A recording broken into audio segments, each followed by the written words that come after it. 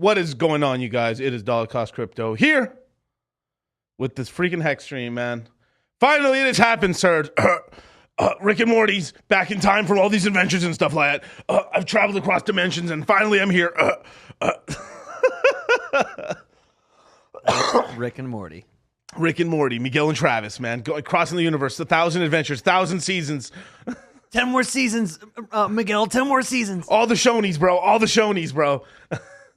But shout out to you guys. Hit the like button, subscribe, hit the notification bell. We got 120 son of a bitches in the chat, man.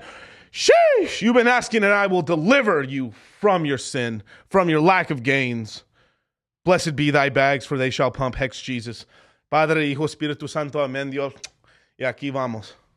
So today we are welcomed by myself, me, myself, my eye, Hex Jesus, Dollar Cost Crypto, Dogecoin Muhammad, and a plethora of other schizophrenic personalities of mine. But, hey, what's up, man?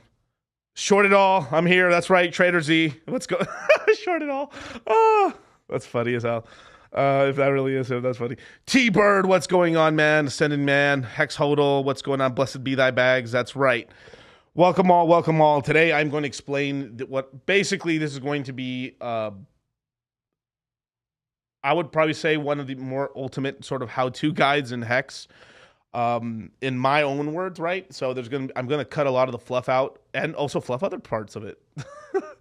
There's gonna be quite a lot of it in terms of like what is Hex, what are the future plans for Hex, Pulsechain, PulseX, the Infinity Gauntlet, and a plethora of other things, as well as kind of I'll talk a little bit about like some of the gossip a little later on in the show, as well as kind of bullshit that's pissing me the fuck off right now in Hex. Well, maybe my monetization is out of here, but oh well. Is it really? Are you really losing monetization when you look at your watch and it's Rolex? I guess not. I don't know. But hey, man, what's up? But yeah, man, let's see. 50% of my pros in Hex, other highs in Fight Club. That's, oh, really? In the Fight Clubs? Interesting. Okay, man. Yeah, shout out to the Citadel. Be sure to look in the description box, man. It is the ultimate place to gain knowledge. But it's a really cool place. Almost 400 members in there. We just closed out a Fight Club, and there's much more incoming, you guys. We're working on a bunch of cool stuff we can't talk about in here, only for the fam. But what's up, man? Let's see, yo, DCC. Shout out to BR, man. What's up, man? Send another Pepe for our mate LG the cat. He deserves it, for sure, man. Sheesh.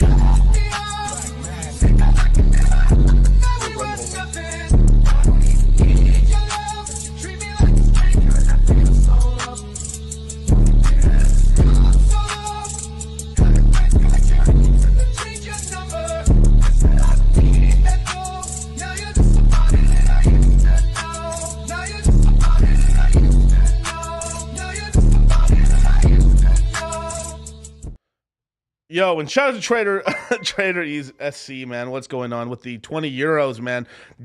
Damn, dude. I thought it'd be British pounds, bro. What's going on, man? Short the pound. Pound is taking a pounding, man. But shout out to you, man. Thank you, man. Appreciate it. That's funny as hell, man. Soon enough, Trader SC. Soon enough, you'll be able to short. Soon enough, man. Through, I would say there's going to be a protocol called, well, it's actually by the Fiat team and stuff. They have something called Famous, and it's basically their version of a GMX clone that they're building on top of the, I would say, the Pulsechain ecosystem and stuff. Pretty cool project, I think so, myself. I would say the only fundamental difference is instead of being a 70-30 revenue split, it's going to be a 60-40 revenue split. So 10% extra or 33% extra, basically revenue split for the not the LP holders, but the actual stakers of their version of the GMX token. Pretty cool, man. So people be able to long or 30x long on short. And this is what I'm talking about, man. Like we're about to enter a kind of a crazy ass storyline right now in the Hex ecosystem and the whole Hex story. But let's start at the beginning, you guys. Like what is Hex, right? Now, Hex in the most basic terms, in order to kind of figure it out, right? It is basically our version of Bitcoin with staking, with staking pretty much. It is a lot of the concepts for Hex is even though now doesn't seem as crazy as like a lot of the tokens out today, but it actually kind of revolutionized the full thing. I mean, like it is the average stake time for a project for the most part, I would say would probably be something like maybe Curve token at most 4 years, Liquid Drivers 2 years. The average VC is putting their money into a project, and it's a 2 to 3 year sort of venture before they start getting capital out to dump. But Hex, the average Hexagon right now is staking about 7+ years right now, which is pretty crazy, man. So we're in the sort of we're like what Richard Hart, the founder of Hex, has kind of created is a very interesting sort of token. It's his version of Bitcoin that essentially, levers out time, right? So, you get interest paid out to you because you're not selling, and because you're not selling, that helps the price out over time. And that's kind of the cool thing about Hex. It has a very low inflation rate, 3.69% per year. Not bad Fibonacci numbers and stuff like that, but a very low inflation rate and many other things, man. What's going on? Wait, what's going on? Explain why I should stake for 15 years, and yeah. And we'll get into the whole staking situation basically, but it's basically Bitcoin built on top of Ethereum, and it's basically instead of spending the time and energy in the community to actually create all these nodes and stuff in order to protect itself, it kind of built itself on top of the second most powerful system in crypto, which is Ethereum's proof of work, now proof of stake system. But what's going on in the whole thing, right? A very successful launch. The token's done very well. It kind of did what it said it was going to do. It was going to go from basically do a 10,000x from its all-time lows to its all-time highs, and that is basically around 56 cents, depending on where you're pretty much trying to, I guess, like chart it basically. Can you share the screen for 1 second? Full screen it. Yeah. So right now, currently, the price of Hex is about 2.4 cents. Pretty good price in terms of where it's at right now in terms of like price, just because like I want to get this out of the way in terms of DCAing and stuff like that. Like the easiest place to buy it, the best place to buy it is literally on Uniswap. I would highly recommend a MetaMask wallet. I would recommend a Chrome browser. So use a Chrome browser. You can use other browsers, but I just like Chrome. I think Chrome's the easiest one. And you go to their store, you download MetaMask, and MetaMask, you want to get the one with the most amount of actual reviews, basically. I mean, I think it's like 8,000 or 10,000 reviews on there. It's like, I think it's like almost 4 stars or 4 stars. You download it. Once you download a MetaMask, you literally want to take a piece of paper and write down the seed phrase. It's going to give you 12 words. I'd write it down in black ink, big bold letters, so they can't be smudged. Once you write down these 12 words, you then make a copy of it, just in case for a fire or just you lose it or something like that. I'd make 2 to 3 copies of it and then put them in safe places in your house or somewhere you trust. And this keeps it just in case like your house burns down or something happens. You lose it for God forbid. And you have an extra copy of it, and then you can bring it out. Now, what I recommend is to never, ever, ever, ever, ever, ever write this down on a freaking cell phone. Never put it in your notes. Never put it on a Google file, and like nothing with the computer. You want to be as analog as freaking possible with your seed phrases. Literally, okay? Like this is one of the biggest mistakes. Like sometimes like there's mobile wallets like I do like this mobile wallet, but it pisses me off. It does this stupid shit. It's like, do you want to back up your seed phrases on the cloud? No, 0% chance. Do never do that. A ton of people have lost a shit ton of money doing that, okay? Another thing, right? Let's just say for some reason, like, oh no, I can't find an LP. It's there. Outside of someone stealing it from you, it's outside of there's a million other things. They're usually still there. And what's happened is you just can't find it. Sometimes the MetaMask wallet can be a little buggy and you can't find something. Just be patient and just double or triple check. Never ever contact MetaMask support team or anything because you'll end up getting, if you go on Twitter and ask this, yo, I'm having a MetaMask, I'm having some problems. A ton of bots will start hitting you up in the DM saying, hey, what's going on, man? I'm from MetaMask support, or I'm from whatever hardware wallet that you're using, Trezor model, the Trezor or the Ledger and stuff like that. You'll get these bots. They're like, okay, just give me your 12 words. Yeah, here you go. Dumbass, it just robs you with blind. You can't give anybody those things. It's literally self-custody. Those words are your words, and they keep your safe. And it's the code to your safe, basically, for your assets, right? So I think that's just like a little important sort of thing just before we start off, of just how important. And this is one of the important things of Hex is self-custody, is owning your own crypto under your control. And that is like one of the keystones of this community that's actually helped this community survive for so long as well. It's practicing safe sex basically in the crypto space. What tends to happen during a bull market is as things get hotter and hotter and hotter, on an upwards market, right, you can do more degenerate, stupid shit and get away with it. Right, you can leave coins on exchanges, you can leave money on third-party services, you can yield from it, you can do all this borrowing and lending. But when the tide goes out, it means the prices start crashing back down. These entities start scrambling for liquidity because basically they're almost all running some version of a fractional reserve system that they shouldn't be, but they are. And what ends up happening is there's hacks. Bad deeds are shown up and stuff. They're missing money, so they can start making up losses with user funds. Everything looks good, and then eventually, snap, something breaks, and then defaults start happening, and your money's gone. Right? So it's a sort of thing. I'm not saying as we go on to the future, man, there probably is going to be some sort of thing where we're probably 75% self-custodying, 25%. I would hate to say it, maybe trusting coins. If you can avoid it, I would definitely do so, or like you have to be very eyes wide open to what you're doing. Possibly one day in the future, you maybe will deposit a BTC to get a loan in a bank or something like that. That's a little bit different than I would imagine. I don't know. I would imagine than like leaving stuff on something like a Voyager or something like that, or RIP, and a plethora of other things, right? But I would just highly recommend that it's all about self-custody, taking control of your money, and kind of making yourself unruggable. Now, there still can be human error, and this is kind of just the way of the world, basically. This is why it's so important that you have very, very good key management, and you make sure you have safe places, and you build safe places, and you have the hard part about telling, I can't, obviously, is maybe have some seed phrases in your house, right? It's probably the easiest one when you first start off. Then from there, you can get to ridiculous levels of seed word safety, right? And people then make their seed phrases into metal slabs, or made of gold, or tungsten, or whatever they end up using, so if the house burns down, right? But then this is outside of the basic stuff. From there, you end up getting into this whole thing where, if I gave a blanket statement oh yeah, you trust the seed phrases to your parents or to an uncle or something like that, people's families are fucked up, and that will work for some people, it's not gonna work for other people, because people have very fucked up kind of family situations and stuff where their family, you couldn't fucking trust them as far as you can fucking throw them.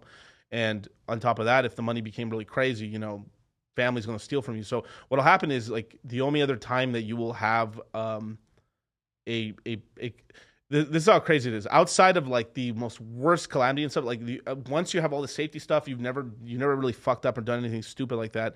The only way it's very easy to see like, oh, what money's missing. Then you could tell it was probably a family member or somebody that probably knew what was up.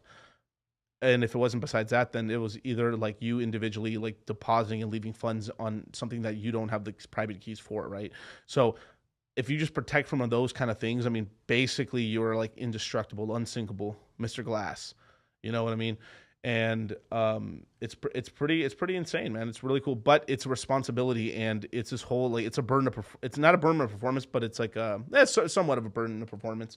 It's like you have ultimate responsibility over your funds and money, and this fucking freaks out a lot of people. People don't like that. People run away from responsibility throughout their lives and stuff and don't want that level type of responsibility. But with that responsibility, much money can be gained. And I believe, I mean, this is why like it's kind of a red pill sort of ethos and stuff like that, which I espouse to in parts of my life and stuff like that, just to have responsibility. And we're like, oh, I'm fat because I'm eating a lot. Well, yeah, that's, or like, no, it's because the world's conspiring against me, man. Like they're putting food in my mouth. Like, come on, you know, it's that sort of thing, right? But you can take the screen down now. Yeah.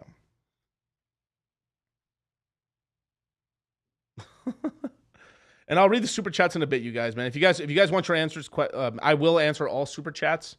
So if you want to leave a super chat, I'll eventually get to it towards the end of this, in a little bit, man. But I'm sorry I had to harp on that whole like sort of private key thing, but it's a very, very important sort of thing that you get custody of your tokens, and I would do it as fast as you freaking can. I think it is the ultimate power. When you have custody of if everybody had custody of their tokens, man, holy shit, man, we would be more powerful. One of the reasons why we can pump so much comparative, and this has a lot to do with the Hex. The reason I'm going so deep into this because it's one of the most vital things that we teach in the crypto mindset courses inside the Citadel, all across all our products, as well as something that we highly picked up from the Hex ecosystem is just having control of your assets, right? If everybody had their own BTC, nobody left money in exchanges, nobody left money anywhere else, everyone had it under their control, there will be less shenanigans. And to tell you the truth, as much shenanigans as happened here in crypto, the thing is like they get washed out, it's done, it's over, and then we continue on, right? Where in the traditional market, you have a lot of things that are just swept under the rug, or they print money in order to fix and keep it going and stuff, where it would have just collapsed a long time ago. One of the reasons I truly believe why equities don't pump as much as crypto is because there's a third party that ends up controlling your stock. And this is kind of a really fucked up sort of thing where like you on something like let's use Robinhood as an example. And hit the like button, you guys. You guys are getting some fucking out. You guys are getting fucking like red pills right here, man. Red pill of finance, man. This is a really messed up sort of thing with equities and stuff like that, is that when you own an equity, you really don't truly own it. A third party entity that holds the stock for you owns it, and then they lend out your stock for people wanting to borrow and borrow it, short it, or long it, basically, and you don't get any of those returns. So this is the kind of crazy thing where imagine if in a world where everybody owned their stock, their promissory notes or the actual note of the stock in their possession inside of a wallet, which I think we might head. It could go either way, but it looks like we might be heading towards that world one day where we control like one token equals one stock. I mean, you would pretty much double or triple the amount of gains in the equities market, like damn near overnight, just because you would take the ability for people to long or short as much. So what happened is you would create a secondary market and you would create a tremendous amount of extra yield. So then from there, people would then deposit their tokens. Here we go into some problems again, right? But then they would deposit their stock tokens or their crypto tokens into these second platforms, and they will create a whole nother type of yield for it. So it's kind of this beautiful thing where you can possibly earn dividends and you can earn yield from people longing or staking these tokens and stuff like that. And because of all the limited supply of staking these tokens away for borrowing and lending pools, you would basically significantly increase the amount of yield you're earning, as well as lessen the float available to buy and sell in the open market outside of the borrowing and lending pools and stuff for shorting and longing. That's the kind of like it's a crazy amount of wealth, and that wealth is stolen by these larger corporations who then it's pretty insane, you guys. Like if you guys end up looking at that and stuff. So just having the ability of having stuff that's ultimate custody on most cryptos around the world are slightly inflationary to deflationary over time, right? And that deflationary ability plus the ability to stake tokens away ends up giving these tokens the ability to just gain massive amounts of percentage gains, as well as the systems are still not that gigantic right now that the price of the tokens can really shoot up and stuff like that. That's why we've been able to see BTC go from like basically nothing, fraction, like a penny basically, to current prices of like $21,000, $22,000 per token. Definitely don't stake. Yeah, don't do any of those pools, right? But the thing is, this is the problem. This is the main problem why bad things happen inside of crypto, is because they try to take concepts that work. Like, because if you look at it, like they want to like, if you actually look, like, we're in a super babysitter mode because of the fucking boomers. And check out my series. I've got like 2 video series on why boomers are bad, right? Shing. But basically, if you look at the rest of the markets, like if you look at how people typically yield, right, like or try to make money in the real world, right? They're like, they get a job, 401k. Ooh, if you match up to 4% of your entire your entire what I pay you a year, I'll match it with an additional 4%. Yeah. And then they have a very limited amount of ETFs they can invest into, and then the money goes in there and they can't touch it for years. So it's like the money is just taken away from them and put into these sort of things that they don't really have much control of, right? Or if they're tiny more base and stuff, and they end up taking control, just a full amount of their money, and then putting it into stocks. From there, they're trusting an app. All their stocks are on that app, on either E-Trade or Citadel's homies, like fucking Robinhood and stuff like that. You see, it's sort of this whole thing where the complete things in the trust of the third party, or if they have a lot of money and shit, they're calling a broker, and the broker holds that through at the brokerage. At no point are they holding their own stock at all, right? Well, in our system, the millennial system, right? Because you got to remember that we are recreating the Ponzi's, right? And one of the reasons why the equities market and the rest of the world is kind of like fidgeting and breaking right now is because the ultimate Ponzi, the generational Ponzi, has pretty much starting to go bust in other countries. We basically maintained the generational Ponzi here in the States from boomer to millennial, where the millennial generation being slightly larger than the boomer population. And this generally, but worldwide, and the rest of the developed nations and stuff like that, we're having an economic bust of generational proportions, because the replacement generation of millennials and Zoomers are smaller than the boomers in most other countries outside of the United States, and this is causing huge problems, as well as because of the invention of cryptocurrency. We are essentially saying, fuck that, I'm not going to play this fucking bullshit stock. Like, somewhere deep inside here, deep inside the soul of, I would say, some extras, millennials and the Zoomers and stuff, we know it's a Ponzi. We know it's bullshit. So what we're doing is we're rugging this entire fucking economic system that the boomers have created, and we're said, screw you guys, I'm going to my own Ponzi.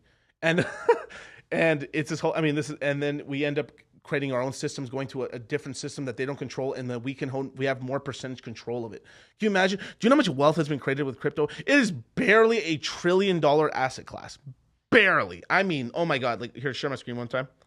So right now, the total market cap of crypto is just barely over $1 trillion right now. And the amount of people that I personally know that have changed their entire fucking life because of that $1 trillion, just by owning a fraction of that market cap, is insane. The whole market, I don't know what's called the whole market cap, I would think, of equities and stuff like that is like multi-trillions of trillions of dollars and stuff. We're nowhere. I mean, the market cap of gold is 10 trillion. I mean, we're still a very small industry. We're not anything huge at all. And the amount of life-changing wealth that's been happening is just because that market cap is shared by by individuals, not just these corporations who are then owned by other corporations that are essentially controlled by a very, very tiny amount of people. You still do get concentrations of wealth no matter what. That's just a law of the world. But the disbursement of this wealth is so much greater and better and more, I would say, diverse. Fuck age or race or anything. It is much more fairly distributed across the generation that it, I mean, I personally think this is why I'm so passionate about this space and stuff like that, because there still is so much growth in this space. And because of the way the ownership structure is for these assets, as long as we buy these assets and we take them off the exchanges and put it into our custody, our wallets, our coins, we all get richer. It's just like we're all buying the neighborhood up, and we're taking care of the neighborhood, and we're making sure that the asset price of everyone gets richer. It's a positive feedback loop. Economic systems are not a zero sum game; it's a positive sum game. If the price goes up, we all get richer. We all hold. The price keeps going up and up and up. It's a positive Ponzi, if there ever was such a word. Hit the Pepe on that, man. That was beautiful.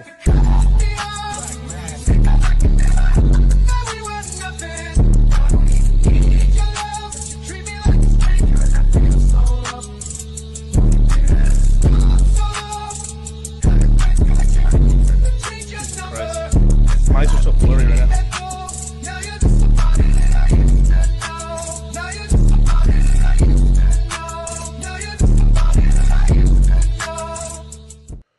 Woo! Ooh, in the star. Okay, where's the hexagon? Do you have a hexagon? I don't think I have a hexagon. Shame, Travis. Shame. What is wrong with you, bro? This is the Hex stream. Hex Jesus is doing a sermon right now. I'm sorry, my Lord and Savior. That's right. That's right. I'm trying to save you from your plebness, and then you cast stones upon thy road, and I don't know, whatever. I give it up. But that's, I mean, I wanted to have that whole little interlude there about like seed phrases to like why we are fundamentally different, the same and different from the traditional markets, and why our system's a lot better. Also, fundamentally, there's sort of an undertone of like, well, this is our thing, right? And because it's our thing, this is kind of why it pisses off a lot of the traditional market, is because we're not playing their. If you think about it, just at the basis level of like, hey, they not depositing money into our system, that's bad. I have all my money in this system, but they're moving all their money in that system, and I don't control that system. That makes me wait. And that's what's going on. So basically, we're kind of rugging the older generations because we see how much of a grift they've done. I mean, honestly, if you really look at like the intergenerational fucking bullshit warfare that's been going on, the boomers and the older generations have really fucked over the younger generations. Obviously, the Zoomers are still young right now. The millennials have hit the brunt of it, and oh my god, like RIP the fucking Xers. I mean, they've gone through a lot of it and stuff like that. Now they're starting to come out on the better side of it, right? Because some of these boomers are dying. But we've made our own system, and we have to make sure to keep that ethos alive. And this is why we preach out that, like, this cycle, because of the ruggeding that's happened because of middlemen, this cycle is going to be flavored a tiny bit more on chain, right? Now, let's get back to Hex, right? Hex gives you the ability to stake your token, right? Your ownership of the supply of the token supply, right? You can stake your Hex from 1 to 15.2 years, or 1 day to 5,555 days. 555 Quattro Cinco, which is 4 fives basically. The Quattro Cinco, baby, the 15-year stake. Now I want to preface this where like that's a long fucking time. If you actually know about like about staking and stuff, the entire age of cryptocurrency is 13 years. So there are stakes right now that by the time they come out, they will be old. They like damn near about a little bit older than half the. By the time they come out, they're going to be like a little bit older than half the entire lifespan of crypto, which is beautiful, right? I believe truly over time there will most likely be the if not the CD, then the bond eventually of like the cryptocurrency space, just because they're that pretty hardcore about it. T-shirts are very, very powerful, but they need to be done right. Now, when I've always been a bit of a black sheep when I've been in the Hex family, in terms of like how I like having a certain percentage liquid, and that let me explain some terms. Liquid means coins that you have available in your control, not on someone else, in your control, in your own wallet, that you could sell at any time you want, or just move it to somebody else or gift it. Something that it's in your control, and then you can move it freely. Staked tokens or T shares are tokens that you've essentially allocated out of your in your control, but you can't sell them until an allotted amount of time, and you're getting rewards for it. And then there's something called dry powder, which basically means you have capital, usually dollars or pounds or USDC or Tether, basically liquid cash that you have ready to allocate into the cryptocurrency space at a moment's notice, basically. Okay, so there's liquid tokens, stake tokens, dry powder. Okay, these are the three big main terms you just want to learn. If you don't know them, there you go. And they'll benefit you through your whole space and the time in the crypto space. So I truly recommend that people do not stake any Hex until they kind of build up a nice little liquid bag and they know what they're doing. Because like so there's something called Pulsechain, right? Dun dun dun. Pulsechain is basically the Hex ecosystem making their own Ethereum, their own L1, right? And why are they creating Pulsechain? I don't understand. Well, let me tell you. Let's just say as an example, right? I take some Hex, one T-share, right? And I'll explain what the T-share is in a minute. But like one T-share, or like let's make it simple. I take 10,000 Hex tokens, I stake them for a year. What happens is every single day, depending on what happens in the system, the payout's a little different, a little higher, a little lower. Every day is a little different. And people are like, oh, I get that. Yeah, some days I get like 6 tokens per day. And some days I get 5. Some days I get 8. Like, oh my God, I get 24 today, right? Because of that, it has to calculate those rewards every single day on the blockchain. And because of the technology that Ethereum uses right now, which is awesome, by the way, but there's much needed. There's a lot of room for improvement, basically. And what's going on is that this calculation on chain starts getting kind of expensive as time goes on, right? As an example, right, like some stakes that I've had since the beginning of Hex that are now, I would say, 3.5 year stakes, as an example, that are coming out right now. These 3.5 year stakes that are coming out for me in the bottom of a bear market are still costing like $62, $70 to unstake. Doesn't sound like a lot, right? Like, let's just say they're thousands of dollars. Hey, it costs to play the game, right? Cool. But what happens when the price of Ethereum starts shooting up and the bull market continues on? That $60 will become $3,000, $4,000, $5,000. And what happens with that is that gas fee starts eating into profitability and completely takes away profitability, where smaller players are kind of pushed out. So during, like, right now, no one's really hurting, but during the good times when things are going bananas, it actually does end up kind of hurting the smaller player, to the point where, like, they're completely unprofitable.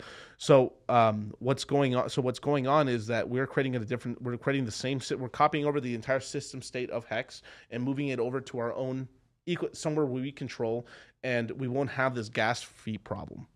And that's why we're doing that, and that's why that's being created right now.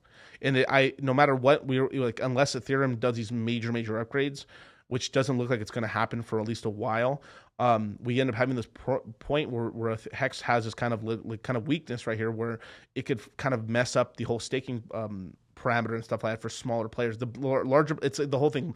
When you're really rich in a system, or you're really like, you break the rules don't really matter, or like the cost of doing business is whatever, right? But for a smaller player, it could really mess them up, and it could disincentivize smaller players from playing the game that can make them hopefully money, basically. So that's what's going on right now. So with that, right?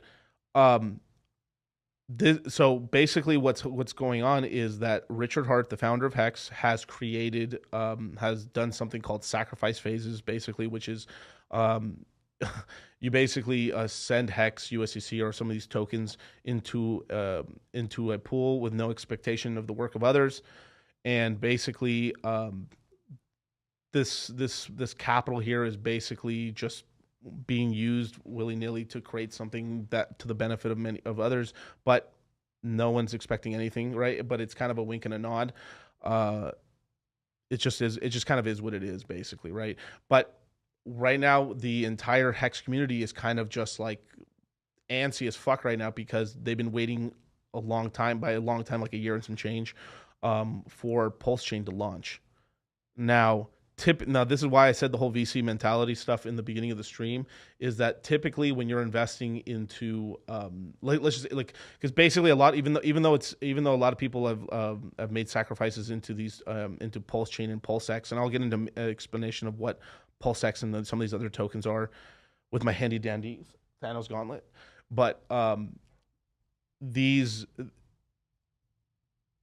what's happened basically is that while we've been waiting, we've gone into a bear market, and a lot of people have put a lot more capital than they should have, or they thought that was correct, but the market went down and the rest of the portfolio went down, and this has caused them basically like they've felt like they miscalculated, or they're like, oh my god, I thought it'd come out sooner and stuff like that. So what's going on is kind of like they're getting sort of reverse FOMO, and they're getting a little bit of dread. And typically when you, if you VC invest into a project, right, what ends up happening is that, like, let's just take for an example a token that'll launch 6 months from now as an example, right? Let's just say I invest into a project that comes out 6 months from now. What'll typically happen as a person that VC invests into a project is typically you do not get coins right away. You typically start getting coins about a year into the project actually fully launched with the token out. So imagine launches 6 months from now. So I invest money today. 6 months later, the token comes out, and then a year after that, my tokens start dripping out for another year. So typically, right, from the starting point of that, it takes over 1.5 to 2.5 years to really get the full allocation of tokens.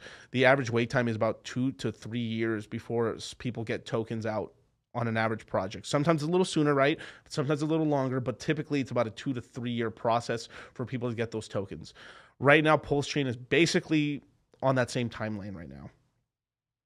And this is kind of the sort of thing where you just got to wait. I mean, the thing is like you guys got like people who sacrifice for Hex and Pulsechain and stuff. I do believe it's going to come out. But what's going on is a bunch of people are fucking hurting because the bear market hit and everybody's portfolios, fuck Hex, Ethereum, BTC, every other shitcoin in crypto is down like 80% right now. 80%.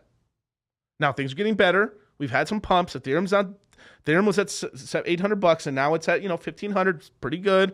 BTC hit 16,000. It's at 21. We're not like, whoa shit. We're getting there's a little green in the air, but still, people are hurting because the prices are down because bull market's over and people over invested, and that always happens in bull markets, right?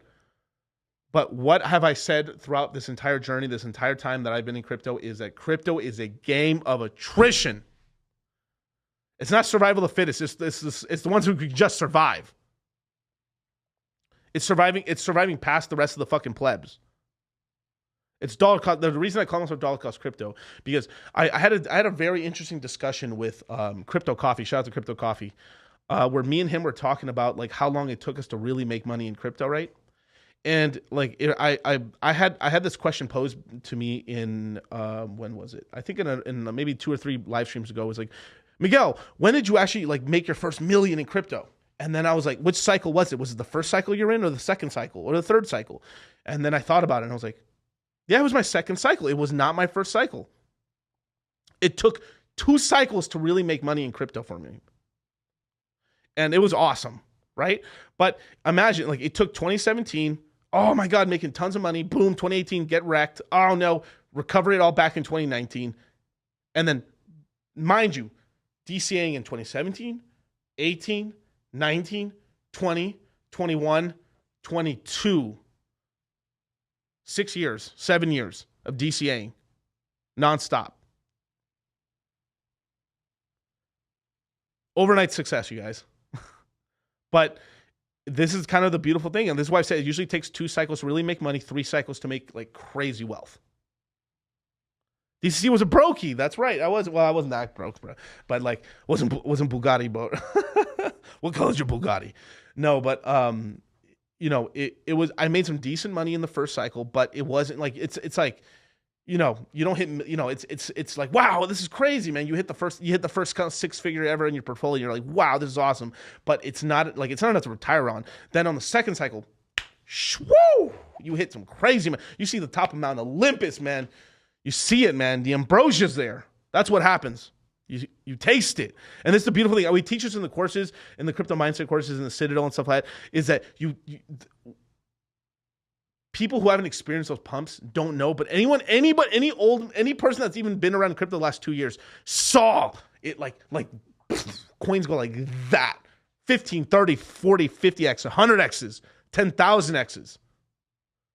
Let me explain to you. If you had bought Hex, now I'm using Hex as an example here, but if let's just say you bought Hex at the bottom of the price, $1 of Hex at the bottom, and sold it at the top. Now that's kind of like going crazy, but there's an example, right? Every dollar turned to 10 grand without staking. Now with staking, a lot larger in percentage gains, but you couldn't sell it, so I'm not counting it right now, right? But let's just say the average person, if they bought like during that first 6 months of it being kind of shitty low prices, every dollar turned to $4,000. Not bad. Not bad. It's beautiful. Now, I also want to say one thing too. The people who typically get rich in the first cycle lose it all, for the most part. I've seen that so many times. It's kind of crazy. Like, it's insane. Like, now there always is like a couple exceptions. There's always a couple people that like make it and keep it, and they're just like, whoa, they're just hitting hard. But the exception doesn't make the rule. On average, the people who if you make money in the first cycle, cool. But it's usually not enough to really it's not really enough to like completely like holy crap. But that second cycle is where it's escape velocity. You escape the matrix on the second one, and on the third, you start making your own matrices at that point. Now, this is the power. This is the power and the complexity of the cryptocurrency space, right? And this is why I'm so bullish in crypto, and I do these streams and stuff and teach people about cryptos. Like I just don't talk about Hex, but Hex I believe is one of the best shots to actually really make some I believe life-changing wealth over the long term. Now, I myself personally do also invest into other cryptocurrencies, Ethereum, Matic, Optimism, other L1s, Avalanche, Phantom. I'm in a lot of other tokens and stuff, and I believe that those tokens will do pretty well this cycle. But things change. But I believe like one of the major sort of like secret little like narratives is the whole Hex Pulsechain Richard Hart ecosystem, which is Hex, the main ecosystem token. I would count it as our Bitcoin. Pulsechain, which is our Ethereum. There's Bitcoin, here's Ethereum. PulseX, which is basically our, I would pretty much call it like our spooky swap / Uniswap, basically pancake swap, fused it all into one. Then from there we have the copies. So those are the three unique tokens. From there, there's sort of because we're moving from Ethereum over to Pulsechain, right? Our version of Ethereum. Because the beautiful thing of Hex is when Hex was created, it was created immutably. So it means like once they've kind of lacked out, once they've gone live and they lack that last sort of tack in sort of like in the sort of train tracks of Hex, they couldn't change it anymore. Warts and all, right? So because of that, they're going to do something called the snapshot. And what the snapshot is it's copying the entire system state of Ethereum and Hex, and then starts over here. So basically, you are doubling your Hex coins. So you're going to have Ethereum Hex and Pulse Hex. And typically, people just call it Hex and P Hex, Pulse Hex, basically.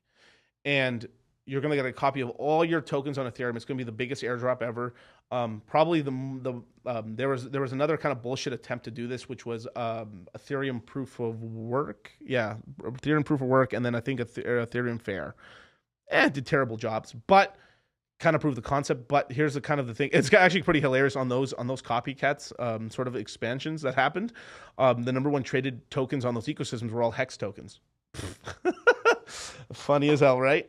But because this is a system that's created organically by a community, right? So I teach something called the box, right? L7 loser, right? The 4 points, right? It's basically something that I teach people that what I use to kind of look at a crypto in a macro sort of sense, a very pulled back sense of the space, right? Like when I look at a crypto, what is like the flashpoints, like the 4 key points, right? And it's who's the founder and team?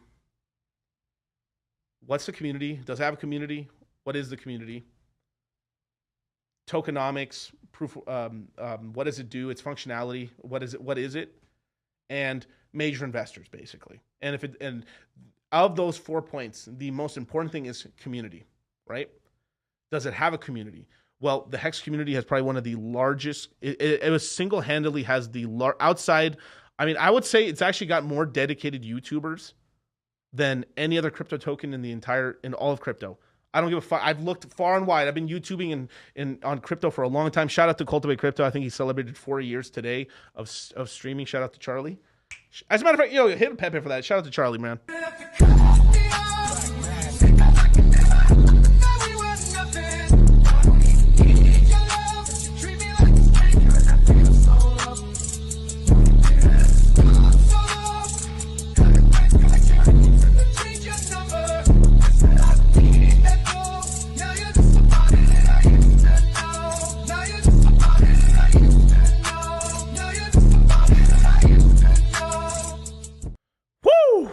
Beautiful, man. Long live the 1,000-year empire. The sun doesn't set on the crypto mindset army. And that's actually factual, too. We have people worldwide, baby. We've helped over 11,600 people get into crypto through our products and services. And we have many hoes in different area codes. But, okay, all jokes aside. Now, there's the community. The most single-handedly most important fucking thing in crypto is the community. Well, but Miguel, why is that? Why is the community the most important single factor in cryptocurrency? Lots of people, like a lot of thing, they keep buying thing, price goes up, thing survives. Wherever the interest is, you could think of people being like, where are the likes at? Are there people out? Right now, I'm across the whole DeFi space. It is crickets. It's a bunch of fucking little nerds or like a couple of rich dudes like buying some coins right now and hoping that the community comes back and stuff. The community never died or left Hex. You got to imagine, even if people are pissed off, like, oh, when Pulsechain, they're still there. There's a complete entire L1s dead. Shout out Harmony. Shout out North Korea. Lazarus Group. Dead. Right? So, the power of the people. This is the one thing that now, the Hex community had to build itself from the ground up, and with a lot of hate. Originally, the biggest haters on Hex have been the Bitcoin maximalists, the Ethereum guys. Even the Ethereum dudes have been hating on us.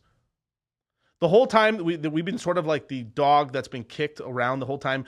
We like, hey, look at us! No, we're doing some really cool stuff, yeah. And we ended up creating and generating and creating this whole sort of ethos, right? So because we were the Jew, literally we were the fucking Jews, and we were getting kicked out of Egypt, and we've just been looking for a second home this entire fucking time through the desert. Hex Jesus, Hex Moses, right? Because of this, right?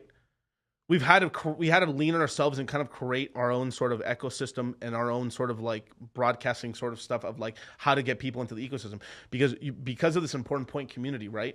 One thing that I always look for is it a growing community? Does it have a decent community? What is its YouTubers like? Right, this is all part of the community tab when I'm looking at a token, right? What is their social media reach? How are they getting more people? Are the people in the project very passionate? The people in Hex are some of the most passionate people I know. There are so many shows like let me tell you this. In terms of percent, like like a body to weight ratio, right, or power to strength ratio, right? The single strongest community in all of crypto is Hex. And I don't even stutter anything when I say that.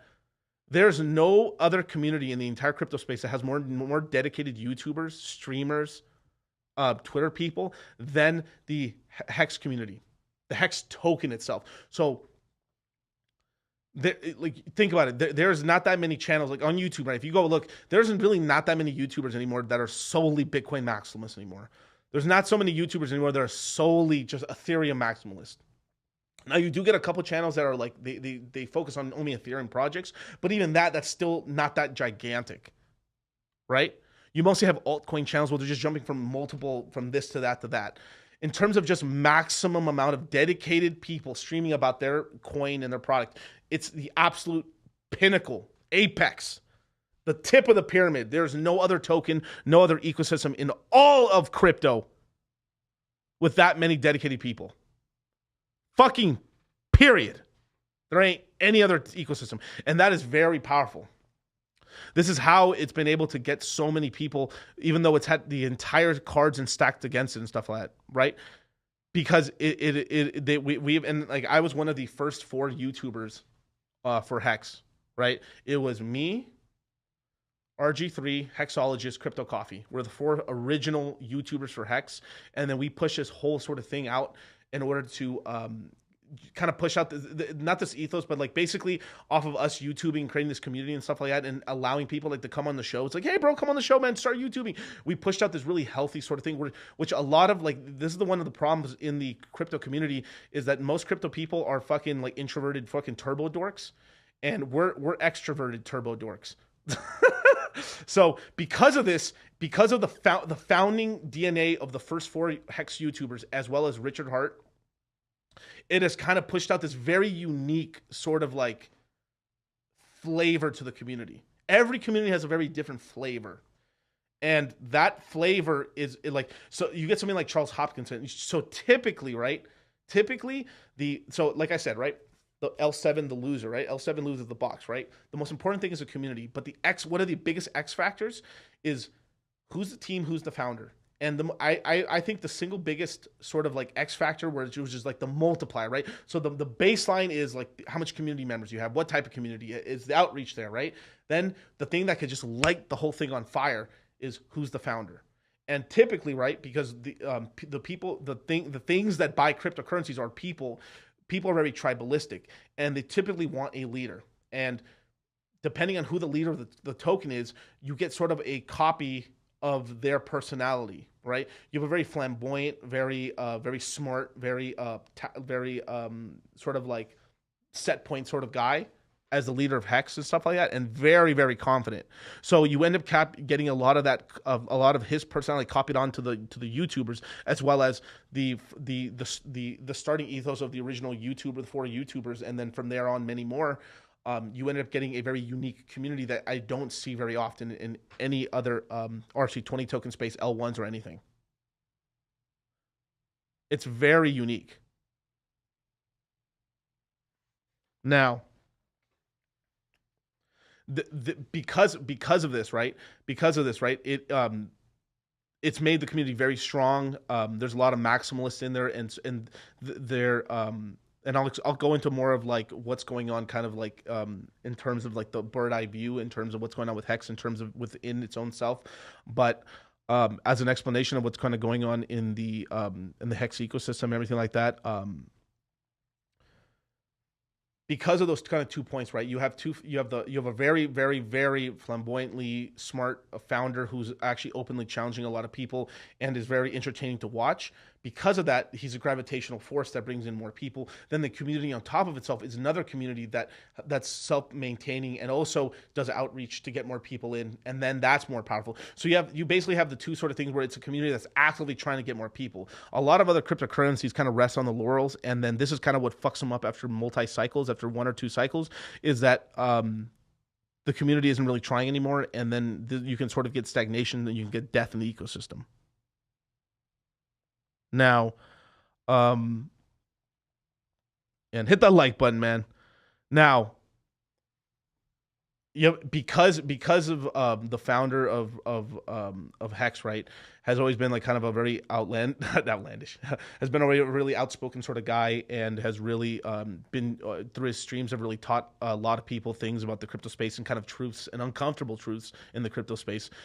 Now the community, because he's sharpened the community so much as a sword and stuff, the community also can cut back, and is sort of complaining and hitting him with his own sort of tactics, which is kind of funny. So it's a sort of like, there's this classic thing that we've said back on the Discord Syndicate days of Hex, is that you don't get the community you want, you get the community you deserve, right? And I think that's a really beautiful sentiment, and I think it does kind of capture what it is, right? Like, so he's attracted a certain type of person. This person's very is bringing more and more people, but at the same time, these people are also making sure to put him on not just a pedestal, but also putting him on a sort of a, hey, motherfucker, like, this is what it is, and it's really powerful. Now, Hex, that's the first two. Then from there, use case, right, which is basically this is kind of one thing that's always been taught in Hex, and it's a very uncomfortable truth for a lot of people in the crypto space, because the crypto space is the technology space, right? And this is the uncomfortable truth, is that there's a classic meme in the crypto space, which is, I'm in it for the tech. Which is what the joke is basically, not like oh, like you have a lot of tech bros and you have a lot of people in the cryptocurrency space saying, no, this is going to change the world, man. Oh my God, my cryptocurrency is going to like change. It's going to give money to people in Africa, and like people stop being poor, and like and it's like, but my tech's going to be able to transact at lightning speeds and stuff like that. Where most people in the cryptocurrency space, I would say 99.99999999999 German 9, Kanye 9. Are trying to get fucking rich or money, right? And this is something that's the uncomfortable truth that like Richard Hart and the whole Hex community has not shit away from, is like, yo, bro, we're trying to get paid, son. We're trying to make some money. We want our token to go up and to the right. Hella X's, baby. Sure, 10,000X. Right? And this makes a lot of other crypto communities uncomfortable, because there's a very small minority in these other crypto communities that know that as well, but are actively trying to trick a ton of other people so they fucking can rug them of money. Or these people are trying to do this holier than thou thing. No. What I'm trying to do is I'm trying to provide a cryptocurrency and a technology that'll help empower the world. Yeah? Or your fucking pockets? Which one is it? Huh? I just like a little honesty. It's okay. We're all trying to get rich here? Yeah? Are we trying to like make the world a better place? Yeah. But we're trying to get rich too, right? Yeah. Can we just say that we're just all trying to get rich? Yes. Will us getting rich make the world better? Yeah, because I'm cool. And if I'm cool and I'm rich, then that means I'm going to make the world a cooler and richer place. Yeah. But a lot of other communities are very disingenuous of this fact. And because of the disingenuity and stuff, like, you sense it. Once you've been inside something, a crypto community that like the Hex community that's very honest about this sort of thing, and it talks about this sort of stuff, you see how fake a lot of other shit is in crypto. Now, the average shit, man, hit a Pepe on that. That was incredible.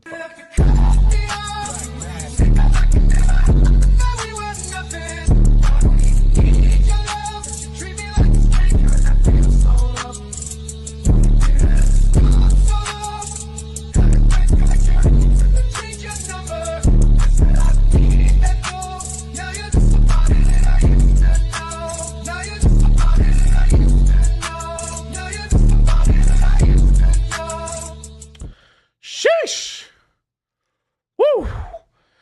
And it's so because of this kind of disingenuous nature, you have a lot of crypto things. This is why I've called out like other founders of other tokens and stuff here and there, where I've kind of because of entering now, because I was a shitcoiner first and then became a Hex person, and then from there kind of taking my shitcoining abilities and taken this kind of knowledge I've gained from the Hex community, and then gone on to the real world. It's really helped me to kind of look for and stay away from a lot of grifter ass motherfuckers, as well as look at opportunities, or know that like this token's probably going to be like these other ecosystem tokens on these other L1s are probably going to be good, are probably going to be like pump and dumps, or probably be like a one season chump, but still make a lot of money, and that's totally okay. But this is why like a lot of other people have just trouble, because I've taken maximum shitcoinery and maximum I would say maximalism, kind of fused it together, and it's allowed me to have this kind of viewpoint where I'm able to kind of really look at both sides of the This is why I always want people to kind of do both, so they can kind of build this kind of experience and this kind of vision, right? That's why I teach the box and the L7 loser sort of thing, is so people can then get this sort of sense of like what's real, what's bullshit, what's not, and still continue to make money, but survive, right? And because of, if you look at the Hexicans, right, the least affected community inside of the crypto, besides the crypto mindset and shit, that shout out to my boys, 11,000 strong, but this has helped a lot of the Hexicans survive a lot of calamities that's happened in the cryptocurrency space, where in the rest of the space, you've had people completely leave all their funds on FTX, on Voyager, on Celsius, on a plethora of other platforms, Luna and stuff like that. And that didn't really happen to the Hex community, which is really cool. So now,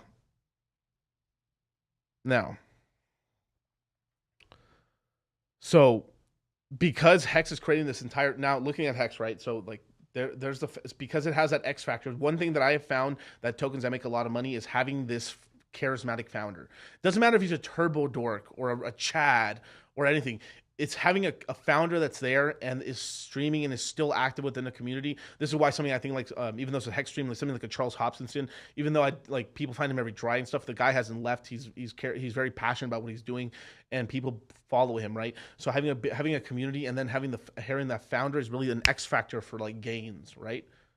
Outside of that, like what Hex does is trying to make these multiples and these returns for people, and we're all playing a kind of a game we're playing sort of a positive feedback loop of a game, a positive sum game that we're all trying to play. Is that, you know, we buy Hex, we stake it out, and then we're with each other. And because of this kind of special property of Hex, of being the average person who's in Hex, the average stake length, so the people who really care deeply about Hex are staked out for 7+ years. So you have this kind of magic thing where like typically what happens is you enter a cryptocurrency in the beginning of a cycle, like now. 2 years from now, it pumps like crazy. You sell it, and then you fuck off with your money if you win. And what happens is a lot of people lose so badly, and what ends up happening is that there isn't enough kumbaya and enough YouTubers and enough things to kind of spark that thing back, and that community dies. But here's kind of the cool thing because of this whole 7-year lockup that Hex has, because of voluntarily 7-year lockup because of Hex, how Hex is. What ends up happening is that because people fade in and out. It happens, right? You have people that are really active in the beginning, fuck off for a year, 2 years, come back like, hey, what's going on, you guys? Because of that lockup period, there's sort of like it brings people back into the fold a little bit, like, because what'll happen is like they'll maybe forget to buy Hex in the bottom or something like that, and then like, oh dude, I have coins coming out. Oh shit, let's see what's going on. It's that ability to like get people back in, reel them back in from decisions that they did in the past. What if you actually look at crypto over the long term? The people who got really like, there's a study that I always bring up for Fidelity, right? There's a really important study for Fidelity. What happens is this: the most successful traders, the most successful investors in all of Fidelity are people who died. So let me explain. So they say the highest returns that people usually get is usually in portfolios and stuff like that is usually people who've died who nobody knows they've died yet. So so what happens is somebody dies, they don't move their assets, they keep it there for a long time, and then like, oh wow, these guys are in massive returns. And why is that? Because they've left and hodled over for a long period of time. So one of the biggest things that happened is a lot of people, like a lot of you guys right now are pretty rich in crypto right now. It doesn't feel like it, but imagine Ethereum is still around or Hex is still around in the next 5-10 years, and you just left your tokens alone. You came back after a long time. What ended up happening is you'd be very wealthy. You would have a lot of money. It's very possible in 5 years, Ethereum could be $25,000 plus. 5, 6, 7, 8 years from now. If it's still the second largest cryptocurrency in the world, a Bitcoin one day could just be chilling at like $180,000, and we're like all sad and shit. Like, oh man, it was at 680,000, and now we're at $180,000 Bitcoin. Man, we're fucking wrecked plebs. Where right now it's 21,000, and at one point it was $1, right? And this is kind of the power of hodling, but you have to hodl assets that survive and have that ability. This is why I keep coming back to the box. Why it's so fucking important that you figure out like tokens that have the ability to not just make a lot of money in the bull market, but fucking survive the bear market. That's the power to, because that's where you can really make this crazy wealth, because you can build up these sort of like tokens and in this sort of like this giant bag, and then from there you can then explore out for the new coins to get the fast gains. But then over that period of time, you have this nice wealth of money and stakes and stuff in order to draw upon, in order to like do other things with your life. And that's the power and the beautiful thing of it. Now, and thank you so much for the super chat, man. I appreciate it. I'll answer the super chats in a bit. But hit the like button, you guys. Only 171 people liking the channel. There's over 323 people watching the live viewing the channel right now. And there's only 171. Shame. Haram. Haram, you guys. I'm trying to teach you guys about Hex and money, man. Yo, this cold brew is good, man. Dang. Shing. Okay, so that is basically the first point, right? Who's the founder? Who's the founder? Who's the team? Community. What does it do? It basically tries to go up into the right, but it's basically Bitcoin with not proof of work, but with staking, basically with time weighted staking and stuff like that, and then ultimate custody. That's what it is. And what it does is, but it pays interest out. So basically, because so few people stake the tokens in terms of the total supply of tokens, right? So you have a very large wallet, something called the OA, right? Which is the founder wallet, right? And it holds 80+% of the supply. And because only a certain percentage, I would say probably 30-40% of Hexicans or Hex people are actually staking, you end up having a very large amount of that 3.69% of inflation ends up getting distributed out to an average yield of, I think it was like 28% yield, 28% yield out per year. Pretty decent yield over time and stuff. And then Hex has been running since 2019. It's 2023. So it's been running for 3 years and some change. So it's one of the oldest. This is actually, people don't even think about this. Hex is one of the oldest tokens actually in crypto. One of the oldest. Ethereum I think was like 2015, 2016, 2019 for Hex, and then I mean, it's actually very very strange. It's a very strange sort of token that it's actually been around so long as well. Makes it very interesting. Now, the fourth point, right, which is major investors. Its major investors are basically normal people. This is why it was such an interesting sort of like launch. It launched with a fair launch. It allowed everyone to get in. It was a year-long sort of process where basically a little bit of tokens were distributed to everybody every single day, depending on how much Ethereum they ended up using to buy Hex. And because of this, you ended up getting a lot of normal people getting in mostly. And of course, there were some secret whales, of course, but you more or less got a very even dispersal of tokens. So in the crypto space generally, it actually is very unlikely that you'll ever kind of be in the beginning of a project. You typically will find out about it once it's already starting to get hyped up or it's already off its bottom. This is why Hex very different, is that it was pretty much a truly DeFi project that was distributed out pretty fairly to people depending on their belief in the system. And it allowed people to get in from the beginning for a full fucking year, from December 2nd of 2019 to basically December 1st or 2nd of 2020. And because of that allowed a lot of people to kind of get into the beginning of Hex and stuff, allowed it to stake it and stuff, and it's kind of perpetuated this really cool system. So it's a very unique sort of system. It's a very community-led sort of community. So it's kind of leaning double on community versus VCs. Now, there's nothing wrong with having a token that does have VCs, but it does change the sort of flavor of it.